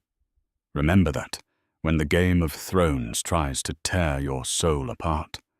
Remember that you are loved, and that love is stronger than any kingdom." As they walk back toward the castle, Jon feels the last chains of his bastard identity fall away. He is Aegon Targaryen now in truth as well as name, acknowledged by the man whose acceptance matters most. The Game of Thrones awaits, with all its dangers and betrayals, but Jon Snow, no, Aegon Targaryen, goes to meet it, knowing he does not stand alone. He has the love of a father, the promise of the North, and the blood of dragons flowing in his veins. It will have to be enough. Winter is coming, and with it the darkness his father foresaw. But the prince that was promised prepares to take his place upon the stage of history. The realm will have its rightful king, whether it knows it needs him or not. The great hall of Winterfell echoes with the sounds of the evening meal as the Stark family gathers around the high table. Jon takes his usual place at the lower end, no longer bastard-born, but not yet ready to claim the seat his blood would grant him. Tonight, he watches his siblings, his cousins, with new eyes, seeing them not as the noble children who shared his childhood, but as potential allies in the war to come. Robb sits at Ned's right hand, 15 years old, and already showing the bearing of a future lord. His auburn hair catches the firelight as he speaks with their father about the harvest and the preparations for winter. Beside him, Sansa picks delicately at her food, her red hair braided with ribbons and her manners perfect as always. Arya slouches in her chair, ignoring her scepter's disapproving looks as she feeds scraps to her direwolf Nymeria under the table. 9-year-old Bran chatters excitedly about his climbing adventures, while little Rickon babbles in his nurse's arms. At the head of the table, Catelyn Stark watches over her brood with the fierce protectiveness of a mother wolf. Jon catches Ned's eye across the table, and the older man gives him an almost imperceptible nod. They agreed this morning that the children should know the truth, but the decision of when and how to tell them rests with Jon. The secret is his to bear and his to share. After the servants clear the tables and the last of the household retires, Jon rises from his seat. "Robb, Sansa, Arya, Bran, might I speak with you? And you as well, Lady Stark, if you would honor me." Catelyn's blue eyes narrow slightly at the formal address, but she nods. The family gathers in the solar that serves as Ned's private meeting chamber, the fire crackling in the hearth and candles casting dancing shadows on the stone walls. Jon stands before them, feeling the weight of their attention like a physical thing. These are the people who raised him, who loved him despite believing him a bastard. Now he must ask them to love him still, knowing he is something far more dangerous. "There is something I must tell you all, something that changes everything we thought we knew about who I am." Jon takes a deep breath, his heart pounding. "I am not Lord Stark's bastard son. I am his nephew, born of his sister, Lyanna, and Prince Rhaegar Targaryen." The silence that follows is deafening. Sansa's mouth falls open in shock, while Arya's grey eyes go wide with surprise. Bran tilts his head like a curious puppy, trying to understand what he has just heard. But it is Robb's reaction that cuts deepest. The older boy's face goes pale, and his hands clench into fists. "That's impossible," Robb says, his voice barely above a whisper. "Father would have told us. He would never have lied about something like that. He lied to protect me, Jon replies gently. To keep me safe from King Robert, who would have killed me the moment he learned a Targaryen heir lived. Catelyn rises from her chair, her face a mask of conflicting emotions. You claim to be Rhaegar's son, the dragon prince who stole Lyanna and started a war that killed thousands? He did not steal her, my lady. They loved each other. I have proof. Jon produces Lyanna's diary from his cloak, setting it on the table between them. My mother's own words, written in her hand. They were married in secret before I was born. Sansa leans forward, her eyes bright with sudden excitement. You're a prince? A real prince? I am. Aegon Targaryen, rightful heir to the Iron Throne. The words feel strange on Jon's tongue, but he speaks them with growing confidence. Arya jumps to her feet, her small hands balled into fists. I don't care what you're called. You're still Jon, still my brother. And if anyone tries to hurt you for it, I'll stick them with needle. Arya, Catelyn scolds, but there is pride mixed with exasperation in her voice. Bran looks between his siblings with the confusion of a child trying to understand adult complexities. Does this mean Jon is going to be king, like in the stories? Perhaps one day, Jon says softly, if the realm has need of me. But what does this mean for us? Robb's voice carries a pain Jon has never heard before. For Winterfell? For my inheritance? Jon meets his cousin's eyes with sympathy and understanding. It means nothing for your inheritance, Robb. You are Lord Stark's true-born heir, as you have always been. I am a Targaryen, with a Targaryen claim. The North is yours by right, unless you decide to take it from me. The words hang in the air like drawn steel. I would never do that. You are my brother in all but blood, and I love you as such.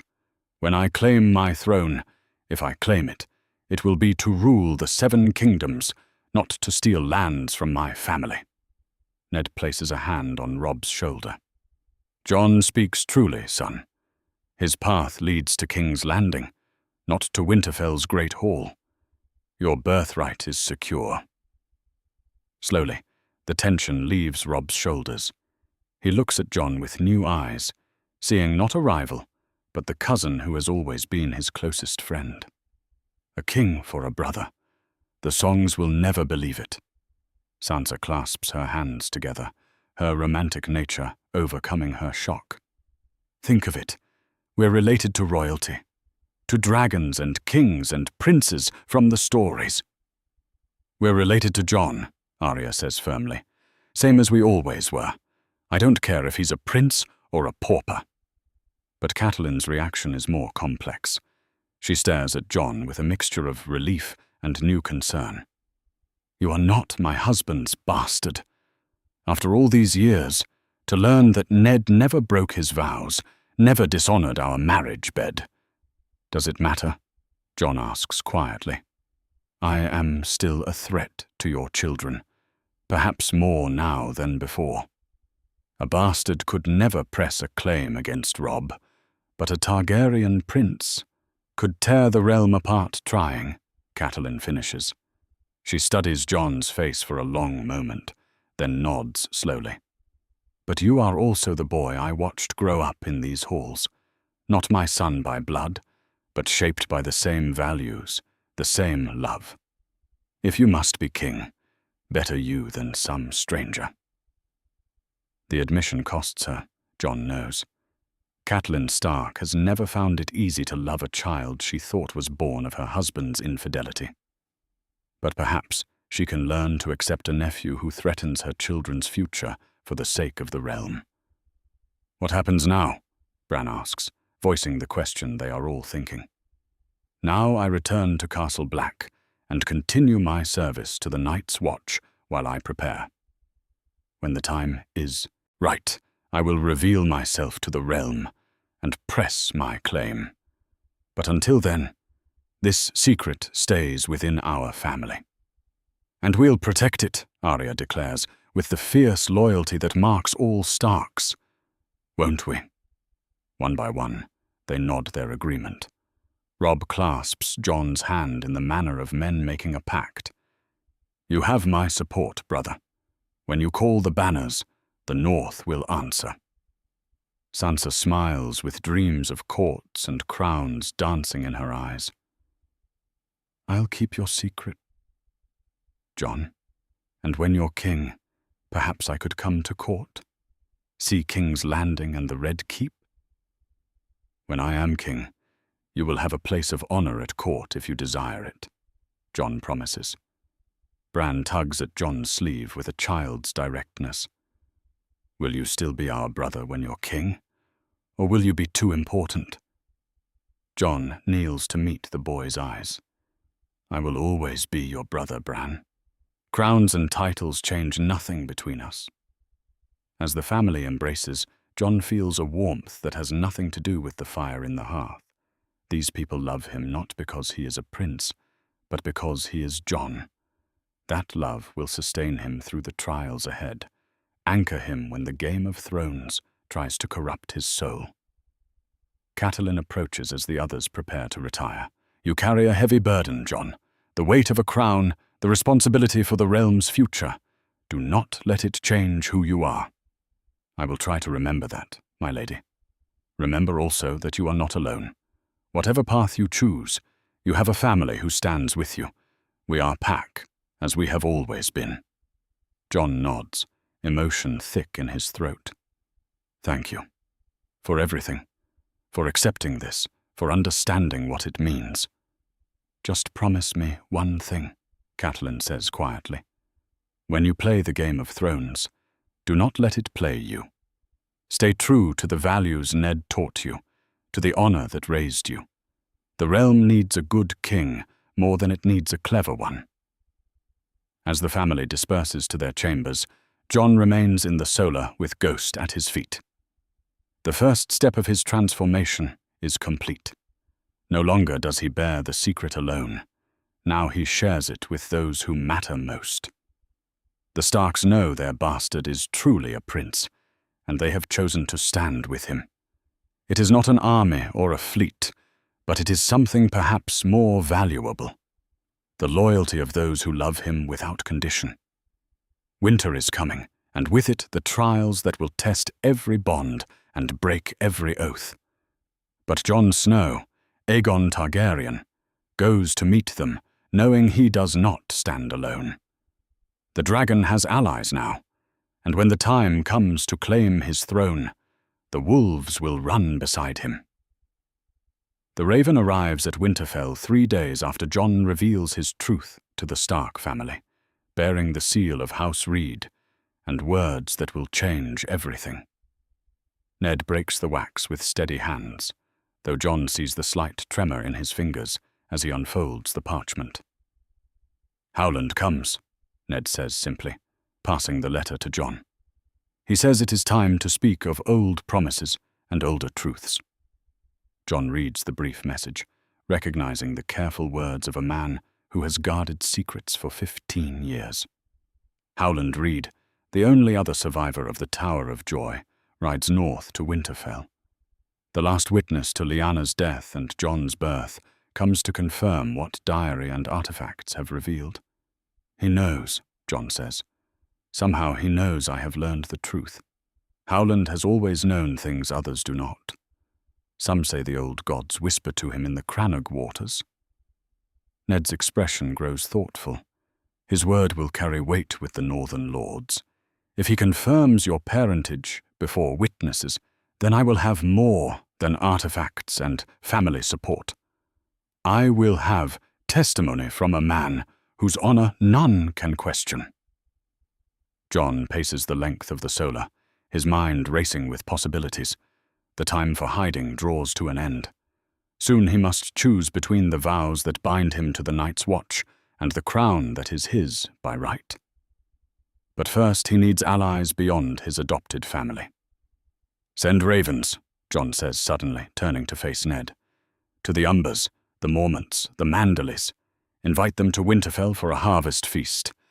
Make it seem natural, but ensure they come." Ned's eyes sharpen with understanding. "You mean to tell them?"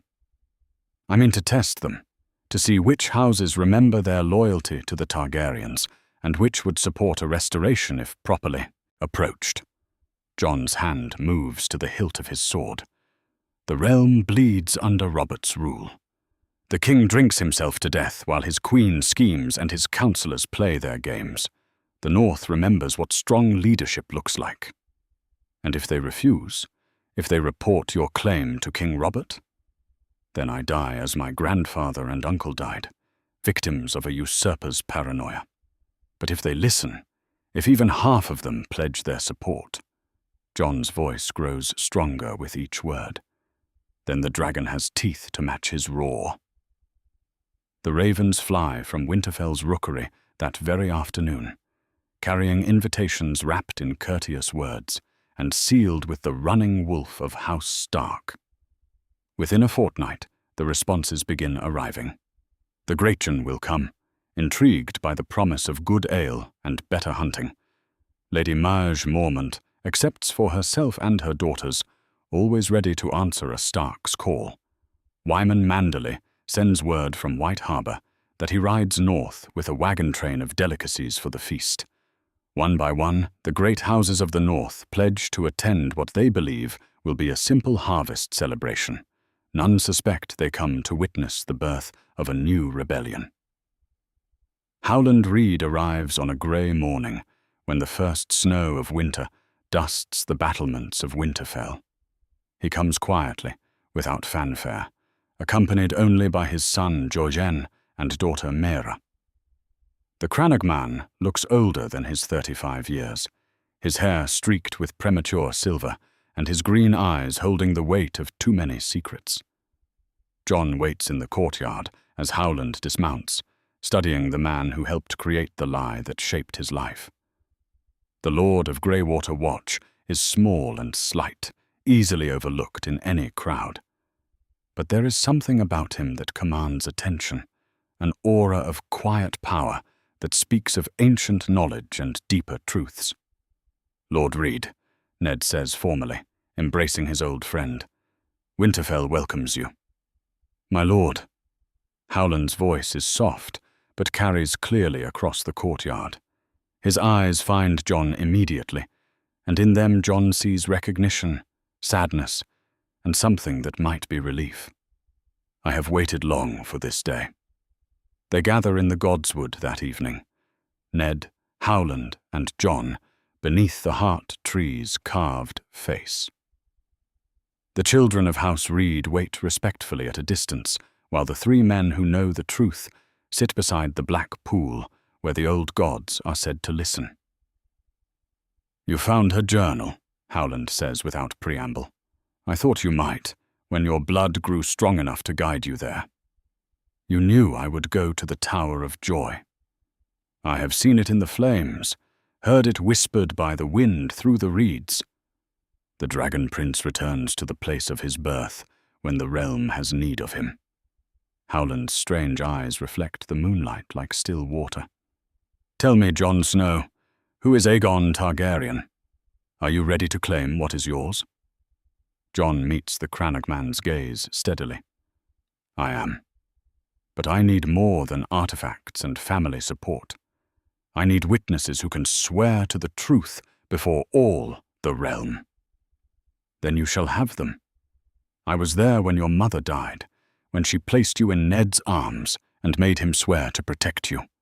I saw the rose petals she scattered over your cradle and heard her name you Aegon, before her voice fell silent forever." Ned's voice is thick with old grief. "She made us both swear, Howland. You and I, kneeling beside her deathbed." "Aye. And we have kept that oath for 15 years, watching the realm rot under the usurper's rule while the rightful king grew to manhood in exile among his enemies." Howland turns to Jon with something approaching reverence. "But oaths can be released by those who made them. Your mother's spirit rests easier knowing you survive and thrive. The time for hiding ends. Will you speak for me, before the northern lords, before the realm if necessary. I will. More, I will provide evidence that even Robert's dogs cannot dispute. Howland reaches into his cloak and produces a bundle wrapped in oiled leather. Your mother's wedding cloak, stained with the blood of your birth. The silver ring Rhaegar placed on her finger when they wed in secret.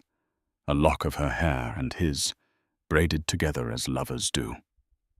Jon accepts the bundle with trembling hands, adding these precious relics to his growing collection of proof. Why now? Why reveal yourself after so many years of silence? Because the darkness gathers beyond the wall, and the realm needs a king who can stand against it. Robert Baratheon dreams of past glories while ancient evils wake. You are the prince that was promised, the one foretold to light the darkness when it falls. The three men sit in silence as the implications settle around them like falling snow. Soon the northern lords will gather at Winterfell, unknowing guests at a feast that will determine the fate of the Seven Kingdoms. Over the following days, the castle fills with familiar banners and familiar faces. The great Jon arrives with his booming laugh and enormous appetite, followed closely by Lady Maege Mormont and her fierce daughters. Lord Manderley comes with wagons full of provisions and a smile that hides shrewd intelligence behind layers of fat. Jon watches them all carefully, studying their faces and listening to their words.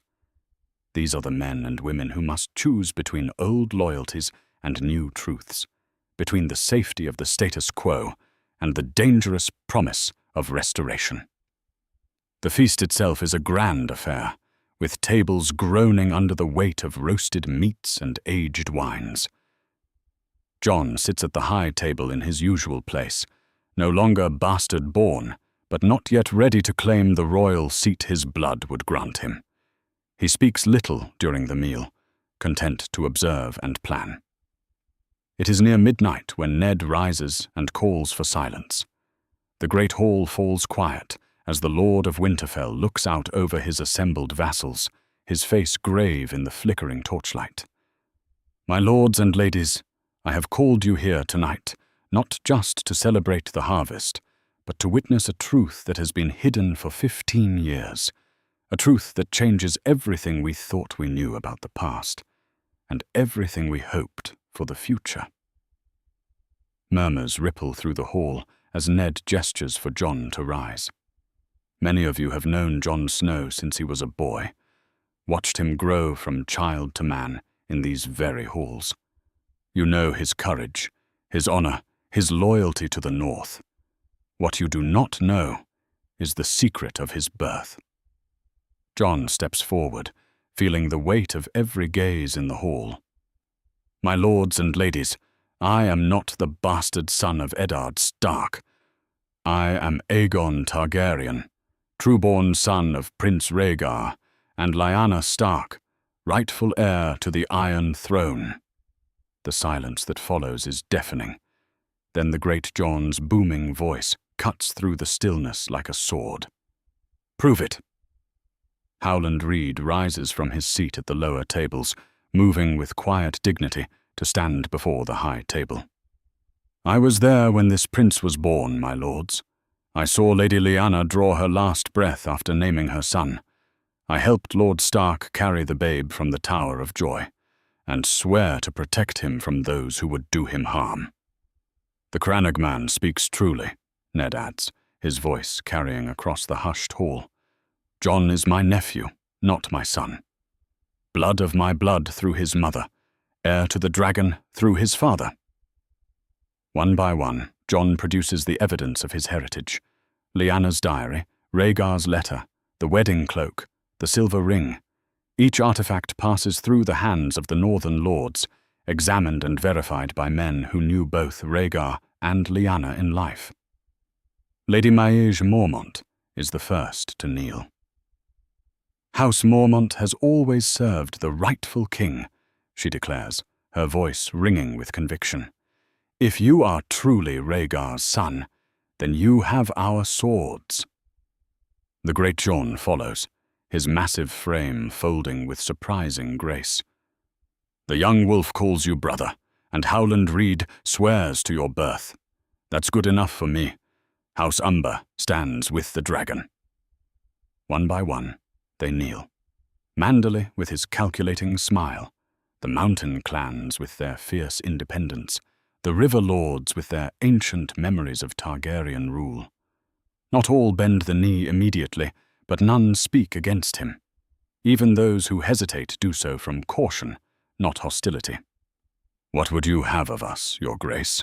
Lord Manderley asks, the title falling from his lips with practiced ease. "Patience for now. Silence until the time is right. And when I call my banners, when the realm has need of a true king—" Jon looks out over the assembled lords, seeing determination in their faces. "I would have your swords." "You shall have them," the great Jon declares, speaking for them all. "When you ride south to claim what is yours, the north rides with you." As the lords disperse to their chambers, Jon remains in the great hall with his family and closest supporters. The first step of his transformation is complete. No longer is he merely Jon Snow, bastard of Winterfell. He is Aegon Targaryen, acknowledged prince and rightful king, with the backing of the North behind his claim. "And so it begins," Howland murmurs, his strange eyes reflecting the dying embers in the hearth. "The song of ice and fire, sung at last." Jon nods, feeling the weight of crown and prophecy settling on his shoulders like a mantle.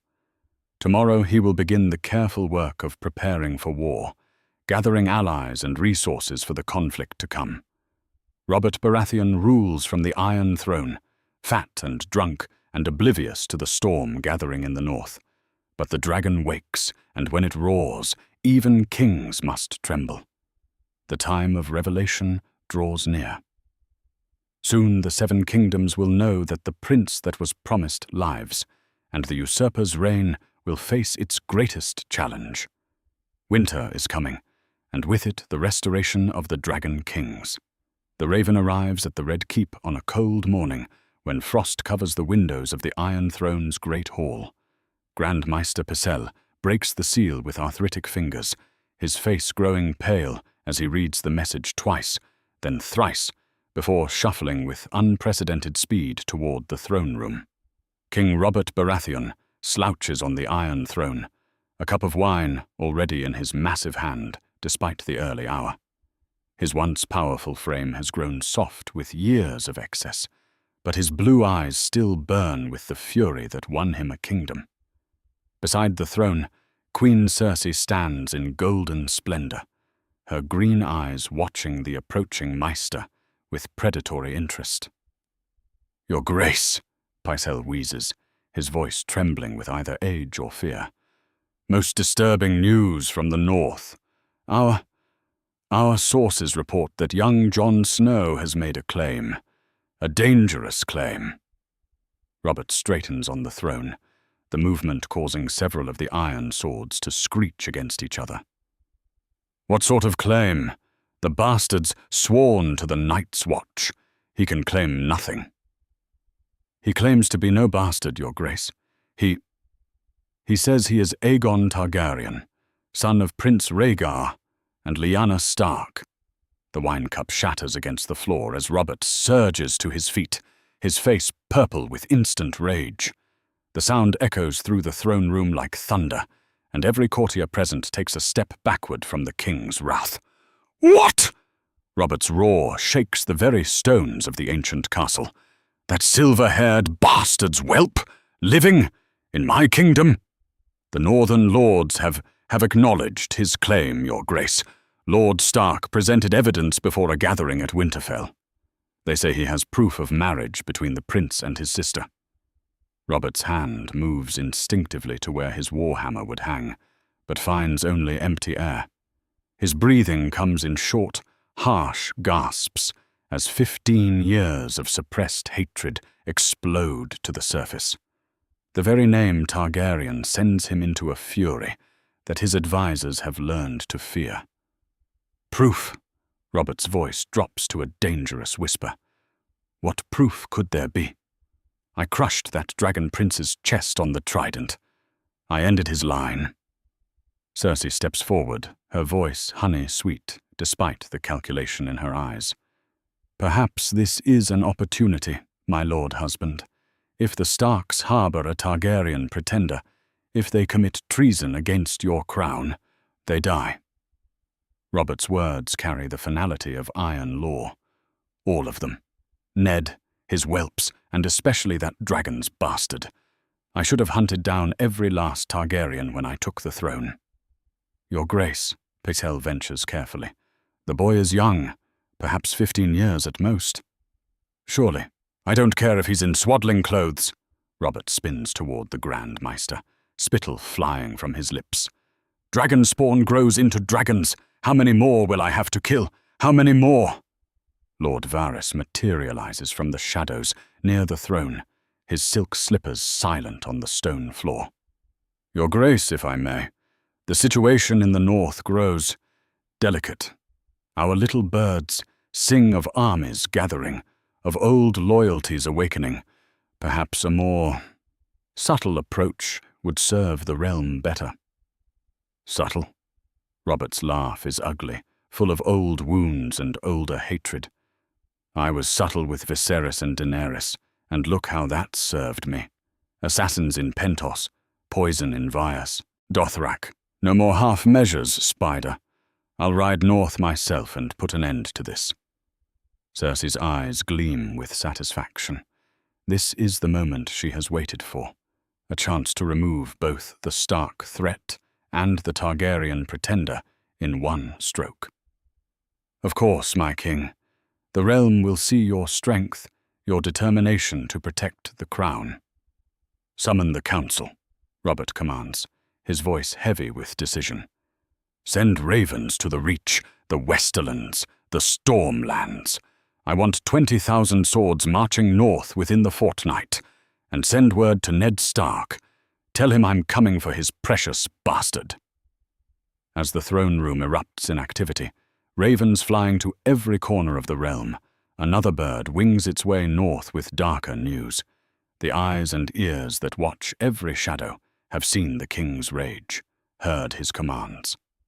By evening, word reaches Winterfell that Robert Baratheon rides north with death in his heart. Jon stands on the battlements of Winterfell as the message is read aloud, watching the first snow of winter fall like tears from a grey sky. Below in the courtyard, northern armies continue to arrive. Mountain clans from the hills, fishermen from the stony shore, knights and men-at-arms from every holdfast between the wall and the neck. 20,000 men, Ned says quietly, joining Jon at the wall.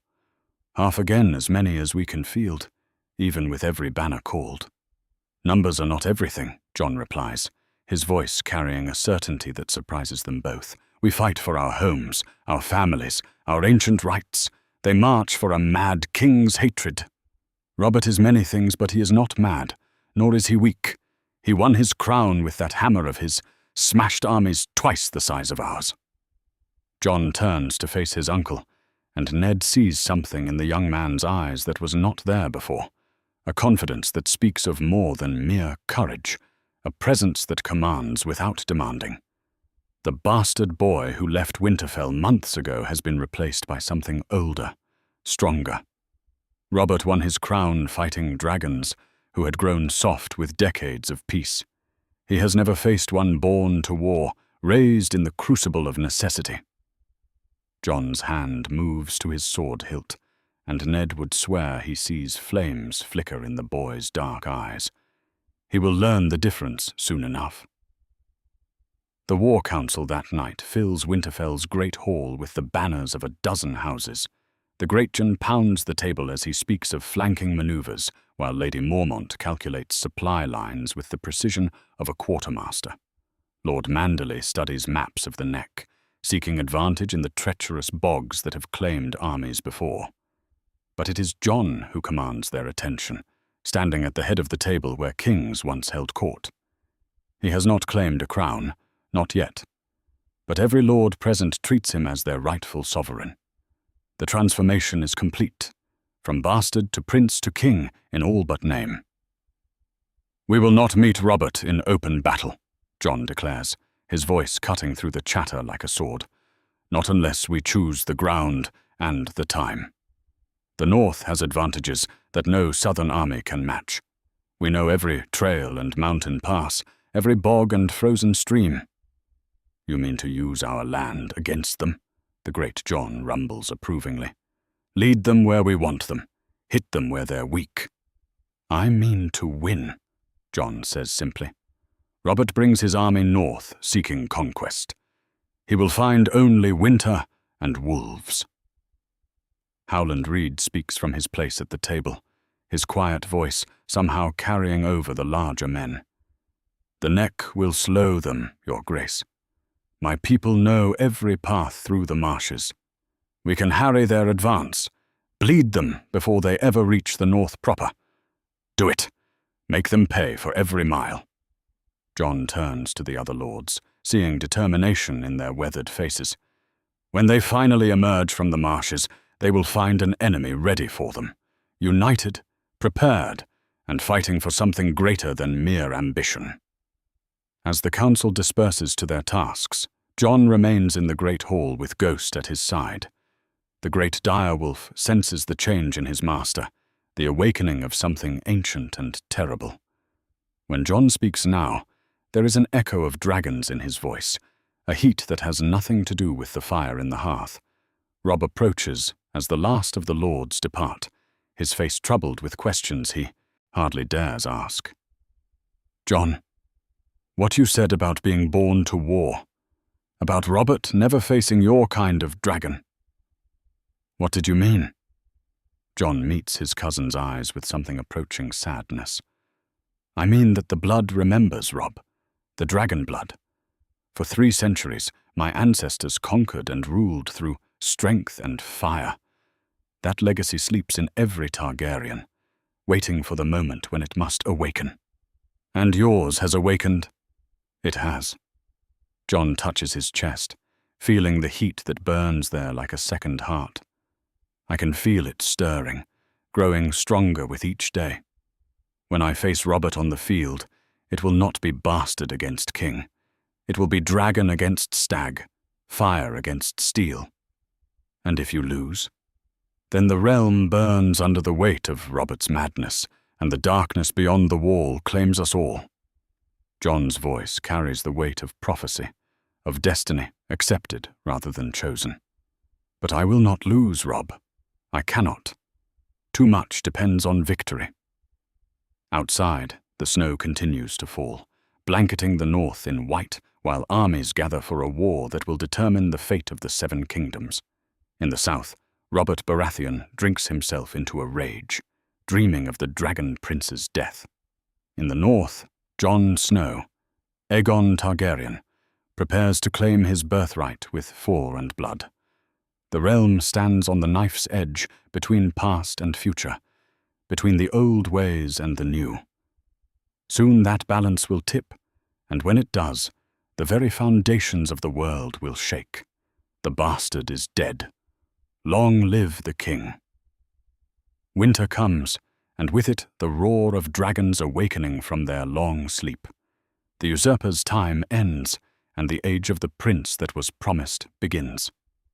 War rides the wind, and in its wake, the Iron Throne awaits its rightful heir. The armies meet on the field before Winterfell as dawn breaks over the north, painting the snow-covered ground red with the light of the rising sun.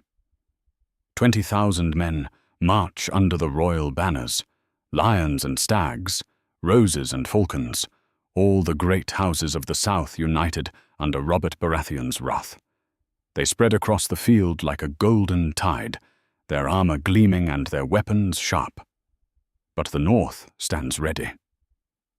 15,000 swords answer Jon's call, from the great houses to the mountain clans, from the shores of the narrow sea to the edge of the wall.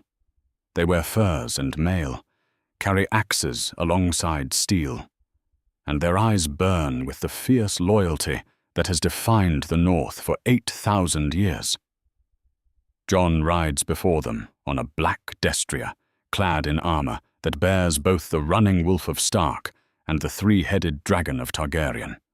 The bastard sword hangs at his hip, but it is no longer a bastard who carries it. Ghost pads beside the horse, his red eyes fixed on the enemy host, and where the great direwolf walks, the very air seems to shimmer with heat. "Look at them," the great Jon rumbles from his position beside Jon's banner. Pretty as peacocks, the lot of them, but peacocks bleed same as any bird. "They fight for gold and glory," Lady Mormont adds, her voice carrying the steel of Bear Island. "We fight for family and freedom.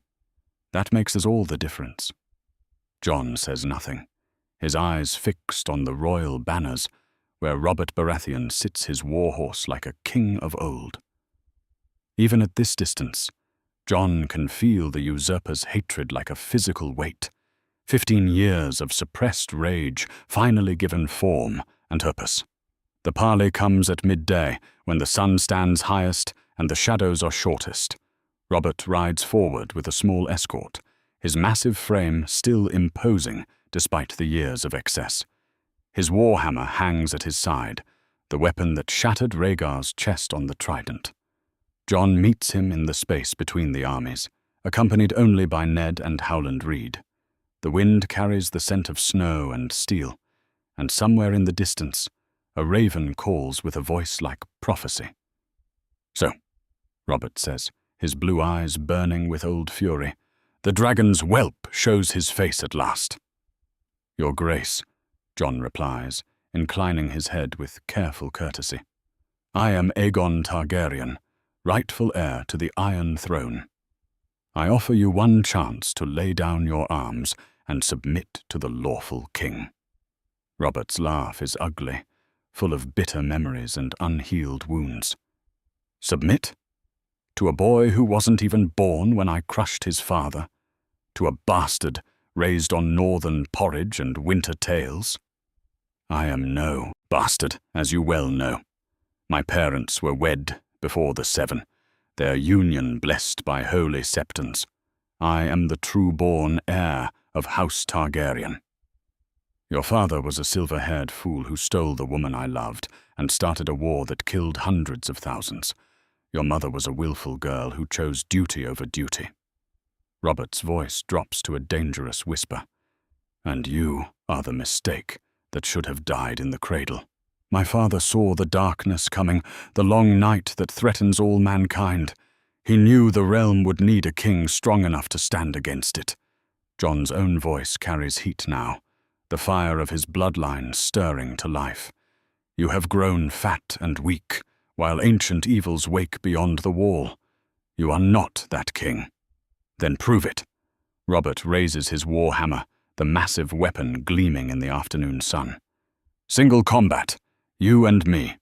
Winner takes the throne, loser feeds the crows."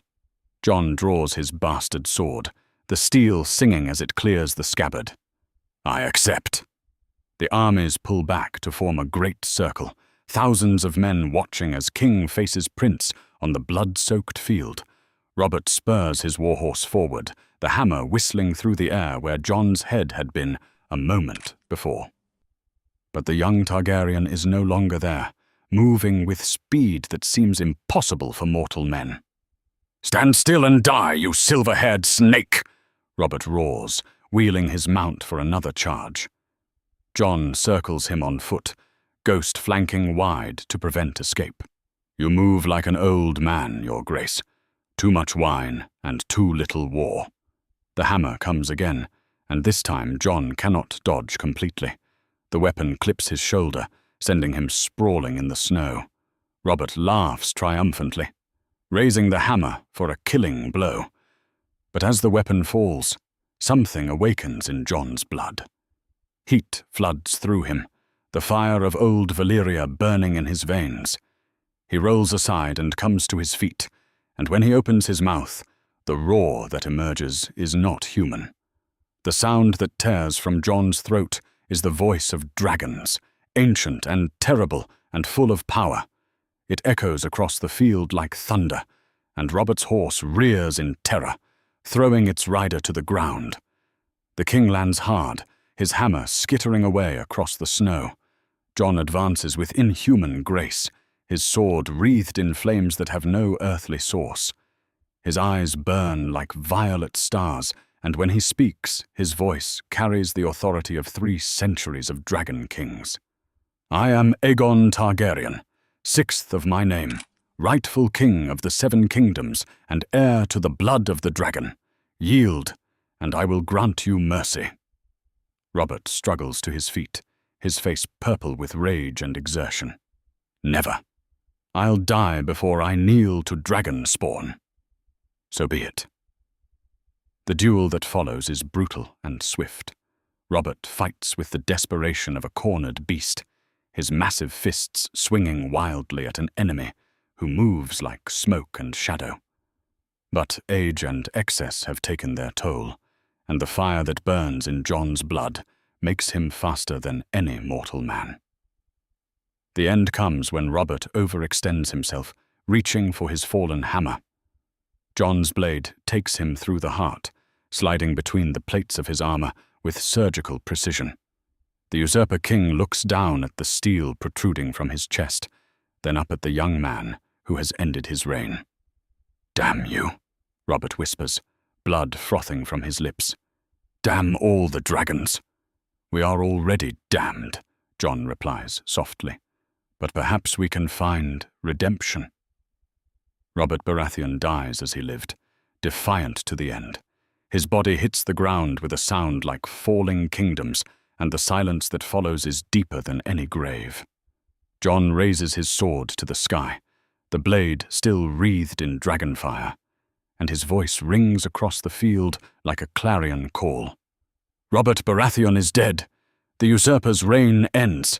I am Aegon, 6th of my name, and I claim the Iron Throne by right of birth and conquest. The royal army wavers, leaderless and uncertain. Some knights lay down their arms, recognizing the futility of fighting a man who commands dragonfire. Others flee, unwilling to face an enemy who has just killed their king in single combat. By evening, the field belongs to the north. The coronation takes place 3 days later in the Godswood of Winterfell, beneath the heart tree where the old gods keep their vigil. Jon kneels before Howland Reed, the only lord, present who remembers the ceremonies of the Dragon Kings. The crown that touches his brow is simple gold, fashioned in haste, but bearing the 3-headed dragon of his house. Rise, Aegon Targaryen, 6th of your name, King of the Andals, the Rhoynar, and the First Men, Lord of the 7 Kingdoms, and Protector of the Realm. Jon rises as king, and the assembled lords kneel before their rightful sovereign. The North kneels first, followed by the surviving southern lords who choose loyalty over death. One by one, the great houses submit to the dragon restored. Ravens fly to every corner of the realm, carrying word of Robert's death and Aegon's victory. In King's Landing, Cersei Lannister flees with her children rather than face the new king's justice. In dawn, Prince Oberyn Martell raises the Targaryen banners with tears of joy on his cheeks. Across the narrow sea, a young girl with silver hair wakes from dreams of fire and knows that she is no longer the last dragon. The marriage comes a year later, uniting ice and fire in more than name alone. Margaery Tyrell kneels before the Iron Throne, beautiful and ambitious, and wise enough to see which way the winds of power blow. The ceremony in the great sept of Baelor draws lords from every kingdom, and when the High Septon pronounces them man and wife, the realm finally accepts that the age of the dragon has returned. But it is not conquest that defines Aegon's reign. It is preparation. The others stir beyond the wall, and the long night draws closer with each passing season. The king spends his days forging alliances and his nights in the castle library, searching for weapons that might stand against the darkness his father foresaw. When the dead finally march south, they find a realm united as it has not been for generations.